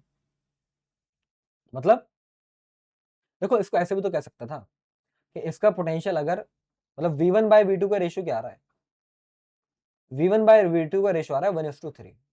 तो एक रेशियो मेथड ये कहेगा कि आपको जिसके भी अबाउट जो भी चीज निकालने आप उसका रेशियो ऊपर रखो। तो मतलब V1 का रेशियो 1 है, 1 ऊपर रखो, रेशियो का सम नीचे रखो, तो 1 + 3 4 नीचे रखो, मल्टीप्लाइड बाय टोटल पोटेंशियल कितना है 100 वोल्ट, तो 100 से मल्टीप्लाई, तो ये आया 25 वोल्ट। नहीं आई बात समझ में? एक बार और समझो भाई, अगर आपको V2 के अबाउट पोटेंशियल निकालना है तो आप उसका रेशियो ऊपर रखो, तो 3 ऊपर रखो, रेशियो का सम मतलब 3 + 1 4 नीचे रखो, इंटू टोटल पोटेंशियल, तो 100 वोल्ट है तो 100 से मल्टीप्लाई कर दो, ये आ गया 75 वोल्ट। ऐसे समझ में नहीं आ रहा तो कॉमन सेंस लगा ले भाई। मैंने आपसे क्या कहा कि टोटल 100 वोल्ट है, सीरीज में पोटेंशियल बढ़ता है, और ये बात तय है कि इधर जितना आएगा 3 गुना इधर आएगा। ये तो बात मैंने बोली, इधर जितना आएगा 3 गुना इधर आएगा। तो 100 को इस तरीके से बांटो कि सम 100 बैठे और एक दूसरे का 3 गुना हो, तो ऑब्वियसली एक 25 होगा तो एक 75 ही होगा। Option A must be the correct answer. मैंने आपको दोनों तरीके बता दिए हैं, दिमाग आपको लगाना पड़ेगा भाई साहब, ऐसा नहीं है कि भाई बिना दिमाग लगाए समझ में आ जाएंगी बातें। अब आइए एक और सवाल देख लेते हैं, स्विचिंग द की वाले प्रॉब्लम, वो भी मैं आपको करवा रहा हूँ, ये हर कोई नहीं कराता, बच्चे इसमें फंसता है, देख लेना ध्यान से। भाई आपसे कहा जा रहा है कि भाई 2 माइक्रोफेरेड का कैपेसिटर V वोल्ट के सेल से कनेक्टेड है, कब? जब हमारा ये 1 वाली की से स्विच कनेक्टेड था, फिर बाद में क्या हुआ, इसको घुमा के तुम इधर लगा देते हो, तो ऑब्वियसली अब 2 माइक्रोफेरेड वाला जो कैपेसिटर है वो बैटरी से कनेक्टेड नहीं होगा। तो कहानी क्या बन चुकी होगी, जब आपने इसको दूसरे से कनेक्ट किया होगा, जब आपने स्विचिंग वाली की को दूसरे से कनेक्ट किया होगा, तो कहानी देखो क्या बनी होगी। तो ये पहली बात, 2 माइक्रोफेरेड का कैपेसिटर, इसके ऊपर V वोल्ट आ चुका है, पोटेंशियल आ चुका है, हाँ आ चुका है। और जब सर हमने इसको दूसरे वाले से कनेक्ट करा तो वो 8 माइक्रोफेरेड का कैपेसिटर, और वो तो किसी बैटरी से कनेक्ट नहीं था, तो उसका पोटेंशियल 0 था। ये भी बात सही है तुम्हारी। अब क्या कहना चाह रहे हैं, percentage of its energy dissipated, कितनी एनर्जी का लॉस हुआ वो बताओ। देख भाई, इनिशियल एनर्जी क्या थी, हाफ कैपेसिटेंस है 2 माइक्रोफेरेड इंटू V², ये थी। हाँ सर, एनर्जी का लॉस कितना हुआ जब इसको इसके साथ कनेक्ट किया गया है ना, तो फॉर्मूला हमारे पास वही है, half C1 C2 upon C1 + C2 और ब्रैकेट में V1 - V2 का होल स्क्वायर। एग्री करते हो? लगा दूं? तो हाफ C1 C2, तो 2 × 8 ऊपर आएगा और 2 + 8 10 नीचे आएगा, V1 - V2, तो V - 0 का स्क्वायर दैट इज V², 2 से 2 कटा, तो ये बन रहा है 0.8 V² और ये बन रहा है V²। अब आपसे क्या कहा जा रहा है, परसेंटेज चेंज बताओ। तो देखो, परसेंटेज चेंज का फॉर्मूला ये होता है कि चेंज कितना है divided by initial into 100। Change कितना आया, 0.8 V² का आया, डिवाइडेड बाय इनिशियल कितना था, V² था, इंटू 100। ये माइक्रोफेरेड वाली चीज मैंने नहीं लिखी, वो क्योंकि रेशियो में कटी जाएगी, तो V² से V² भी कट गया, तो यहां से अगर आप देखें तो ये 80% का एनर्जी का लॉस हो गया। मतलब अगर तुम इस स्विच की को 1 से उठा के 2 पे स्विच कर रहे हो, तो इस केस में कितनी एनर्जी का लॉस हुआ भैया, ऑप्शन सी 80% का लॉस हुआ। ऐसे भी सवाल JEE में इसमें आगे आ सकते हैं, अच्छे से देख लीजिए। तो आपको मैंने वो सारी बातें बता दी हैं। हाँ फिलहाल देखो, एडवांस आप हो सकता है सोच रहे हो सर आपने एडवांस की बात करी थी, एडवांस तो कोई करा है नहीं, एडवांस का कोई सवाल नहीं करा है, क्योंकि भाई है नहीं, इंडिविजुअली कैपेसिटेंस पर एडवांस के सवाल नहीं आते। आएंगे, आगे आएंगे, कब आएंगे, जब मैं तुमको रजिस्टर पढ़ा चुका हूँ करंट इलेक्ट्रिसिटी का, तो उसमें रेजिस्टेंस और कैपेसिटेंस को जोड़ देंगे, इंडक्टर कॉइल ले आएंगे। तो कैपेसिटेंस का सवाल आता है, एडवांस में भी आता है, लेकिन सिर्फ खाली कैपेसिटेंस का नहीं आता, इसलिए तुमको आज के सेशन में एडवांस का सवाल नहीं दिखा भाई। लेकिन हाँ, सेशन पूरी तरीके से एडवांस लेवल का था, मतलब इन सारी बातों का आगे कहीं ना कहीं यूज होगा जरूर एडवांस के लेवल पर। अच्छा, एक लास्ट टॉपिक, वैसे तो सेशन खत्म हो चुका है, लेकिन जाते जाते मैं तुमको एक चीज और पढ़ा देता हूं, जिसको हम कहते हैं short circuiting. Short circuiting of capacitor. कई बार ऐसा भी होता है कि हमारा कैपेसिटर शॉर्ट सर्किट भी हो जाता है। उसकी पहचान क्या है, उसकी पहचान देख लो। उसकी पहचान ये है मेरे प्यारे बच्चों, कि अगर एक ये कैपेसिटेंस है 2 माइक्रोफेरेड का, ठीक है, हाँ है, एक ये कैपेसिटेंस हमारा मान लो 5, चलो इसको भी 2 माइक्रोफेरेड का ले लेते हैं, और एक और कैपेसिटेंस है 2 माइक्रोफेरेड का। आपसे कहा जा रहा है कि बताओ ए और बी के बीच में इक्विवेलेंट कैपेसिटेंस। लेकिन उन्होंने क्या करा, एक वायर ऐसे करके दे रखा है, तो आपको क्या लगेगा सर ये 2 2 2, तो आप इक्विवेलेंट कैपेसिटेंस कैसे निकालोगे सर, आइडेंटिकल हो गए 2 को 3 से डिवाइड करके, तो 2/3 माइक्रोफेरेड, तो ये गलत हो जाएगा। अब ये क्यों गलत हो गया, वो इसलिए गलत हो गया क्योंकि ये वाला कैपेसिटर तुम्हारा शॉर्ट सर्किट हो चुका है। मतलब याद रखना, देखो ये पॉइंट बी है, तो ऐसे घूम के इधर भी बी आ गया ना, तो फिर वही बात है, मतलब इस कैपेसिटर के अबाउट पोटेंशियल डिफरेंस 0 है, पोटेंशियल डिफरेंस इस कैपेसिटर के अबाउट 0 है, और अगर पोटेंशियल डिफरेंस 0 तो इसका चार्ज भी 0 हो जाएगा, Q is equal to CV से, तो इसके अंदर चार्ज ही नहीं गया, तो ये कैपेसिटर फिर वही बात है जैसे व्हीटस्टोन ब्रिज में हुआ था ना कि VC VD के बराबर हुआ था, तो वहां पर भी वो शॉर्ट सर्किट था। और मैंने कहा था जो भी कैपेसिटर शॉर्ट सर्किट होता है वो शो पीस होता है, वो सिर्फ दिखने का, उसका कोई काम नहीं है। तो एक्चुअल में फिर सवाल तुम्हारे लिए क्या बन चुका है, सवाल ये बन चुका है कि ये 2 माइक्रोफेरेड का कैपेसिटर, ये 2 माइक्रोफेरेड का कैपेसिटर, कहानी खत्म, तीसरे वाले को आपने हटा दिया। तो अब यहां से इक्विवेलेंट कैपेसिटेंस क्या आएगा सर, 2 माइक्रोफेरेड का कैपेसिटर और है भी 2, तो इसका आंसर 1 माइक्रोफेरेड आ गया। तो मैंने आपको शॉर्ट सर्किटिंग भी बता दी जाते जाते भाई, ठीक है, आई होप समझ में आ गई होगी।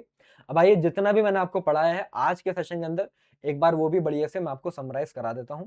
तो फिलहाल हमारी शुरुआत क्या हुई थी, हमारी शुरुआत हुई थी अलग अलग बहुत सारे मेथड से, जिसके अंदर सबसे पहले जैसे मैंने आपको बताया कि हमारा सिमेट्रिक मेथड था। कौन सा मेथड था भाई, सिमेट्रिक मेथड, जिसको हम कनेक्शन रिमूवल मेथड भी कहते हैं। उसमें हमने इस टाइप का एक सवाल देखा कि अगर सिमेट्री तुमको फिगर के अंदर दिखे,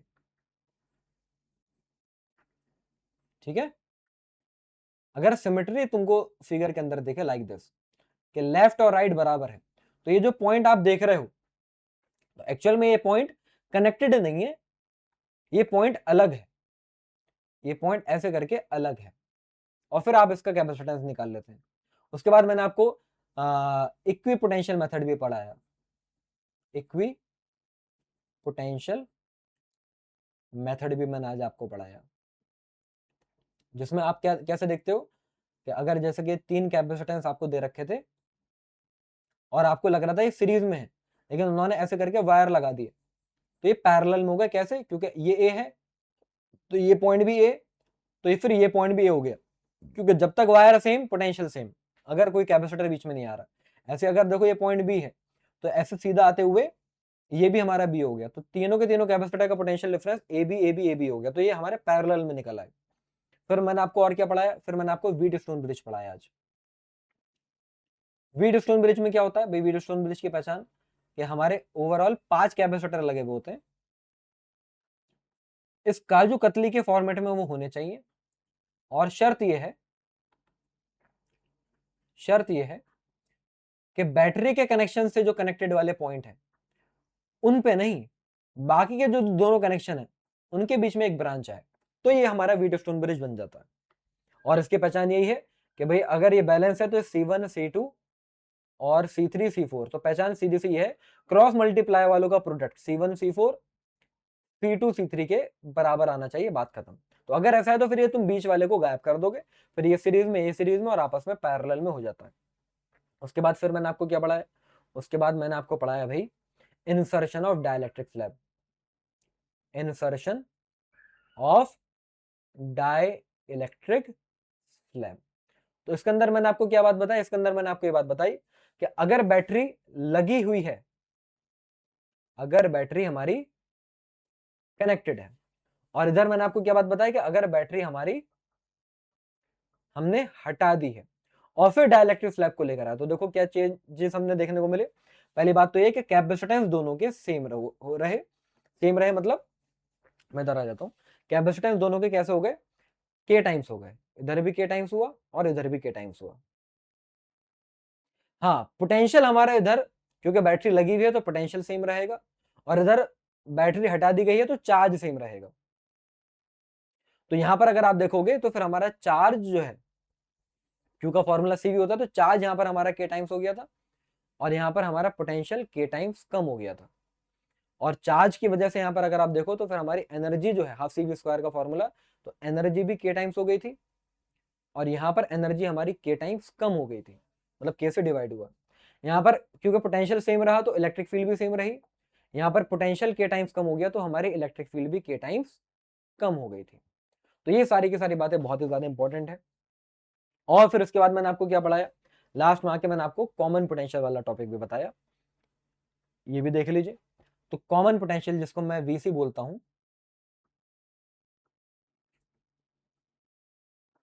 इसमें क्या होता है, इसमें अगर आप कोई भी दो कैपेसिटर की प्लेट्स, कोई भी दो कैपेसिटर की प्लेट्स जिनका पोटेंशियल V1 हो गया, कैपेसिटेंस C1, दूसरे का पोटेंशियल V2 और कैपेसिटेंस C2, इस तरीके से अगर आप जोड़ देते हो, तो हमने ये बात ऑब्जर्व करी मेरे प्यारे बच्चों कि इन दोनों के बीच में चार्ज का ट्रांसफर होता रहेगा तब तक जब तक दोनों का पोटेंशियल बराबर नहीं हो जाता। और law of conservation of energy से formula C1V1 plus C2V2 upon C1 plus C2 आता है। ऊपर बीच में साइन पॉजिटिव रहेगा अगर पॉजिटिव पॉजिटिव से जुड़ा हुआ है और नेगेटिव नेगेटिव से जुड़ा हुआ है, अदरवाइज ऊपर साइन माइनस का हो जाएगा, नीचे प्लस ही रहता है हमेशा। और एनर्जी लॉस का फॉर्मूला सबसे ज्यादा इंपॉर्टेंट, वो मैंने आपको क्या बताया, हाफ C1 C2 अपॉन में C1 प्लस C2 और साथ में ब्रैकेट में V1 माइनस V2 का होल स्क्वायर। तो ये सारी की सारी बातें मैंने आपको बता दी है। एकलव्य टेस्ट सीरीज मेरे प्यारे बच्चों, मैंने आप लोगों से कहा था कि अगर इस सीरीज को तुम ब्लाइंडली फॉलो कर रहे हो तो साथ में बस एकलव्य टेस्ट सीरीज और ले लेना और उसको और अच्छे से फॉलो कर लेना, तुम्हारी 99 परसेंटाइल की गारंटी अब्दुल सर की है। तो बस अगर अभी तक तुमने नहीं ली है तो ले लो, क्योंकि लिमिटेड ही बहुत ही बच्चों के लिए ये लेकर आए हैं और आई होप शायद जब तक तुम पहुंचोगे तो हो सकता है शायद ये खत्म भी हो चुकी होगी। फिलहाल एकलव्य टेस्ट सीरीज के बारे में मुझे तारीफ करने की कोई जरूरत नहीं है। सबसे ज्यादा सवाल 2026 में इस एकलव्य टेस्ट सीरीज से मैच हुए थे, बाकी कोई सी भी इंडिया की टेस्ट सीरीज में से इतने सवाल नहीं आए थे और ये बच्चा खुद ही कह रहा है और 2027 में भी ऐसा ही होगा, इसकी गारंटी है। ठीक, तो सारे के सारे बच्चे चैनल को भाई अभी फटाफट सब्सक्राइब कर लीजिए। मैंने शुरू में तुमको बात बताई थी, फायदा तुम्हारा तभी होगा, फायदा तुम्हारा तभी होगा जब तुम इस चैनल को सब्सक्राइब कर लोगे। क्यों? क्योंकि आगे आने वाले सेशन तुम तक पहुंचेंगे, इसकी गारंटी तभी है जब तुमने सब्सक्राइब कर रखा होगा। अगर नहीं पहुंचेंगे तो फायदा क्या होगा, और ये जितनी भी मैं मेहनत कर रहा हूं तुम्हारे लिए, वो मेरी मेहनत भी खराब और तुम तक पहुंचेगा नहीं तो फिर तुम्हारा नुकसान है, नुकसान है। मिलते हैं मेरे प्यारे बच्चों अगले सेशन में, जब तक के लिए अच्छे से पढ़ाई करते रहिए। Tata bye bye, see you. और हाँ, एक चीज और भैया भूल ही गया मैं, आज मास्टर ने तबियत खराब में तुम्हारे लिए सेशन रिकॉर्ड करा है, फीडबैक कौन देगा, सेशन कैसा लगा ये बता के जाइएगा। ठीक है, मिलता है अगले सेशन में, bye bye, tata, see you, जय हिंद।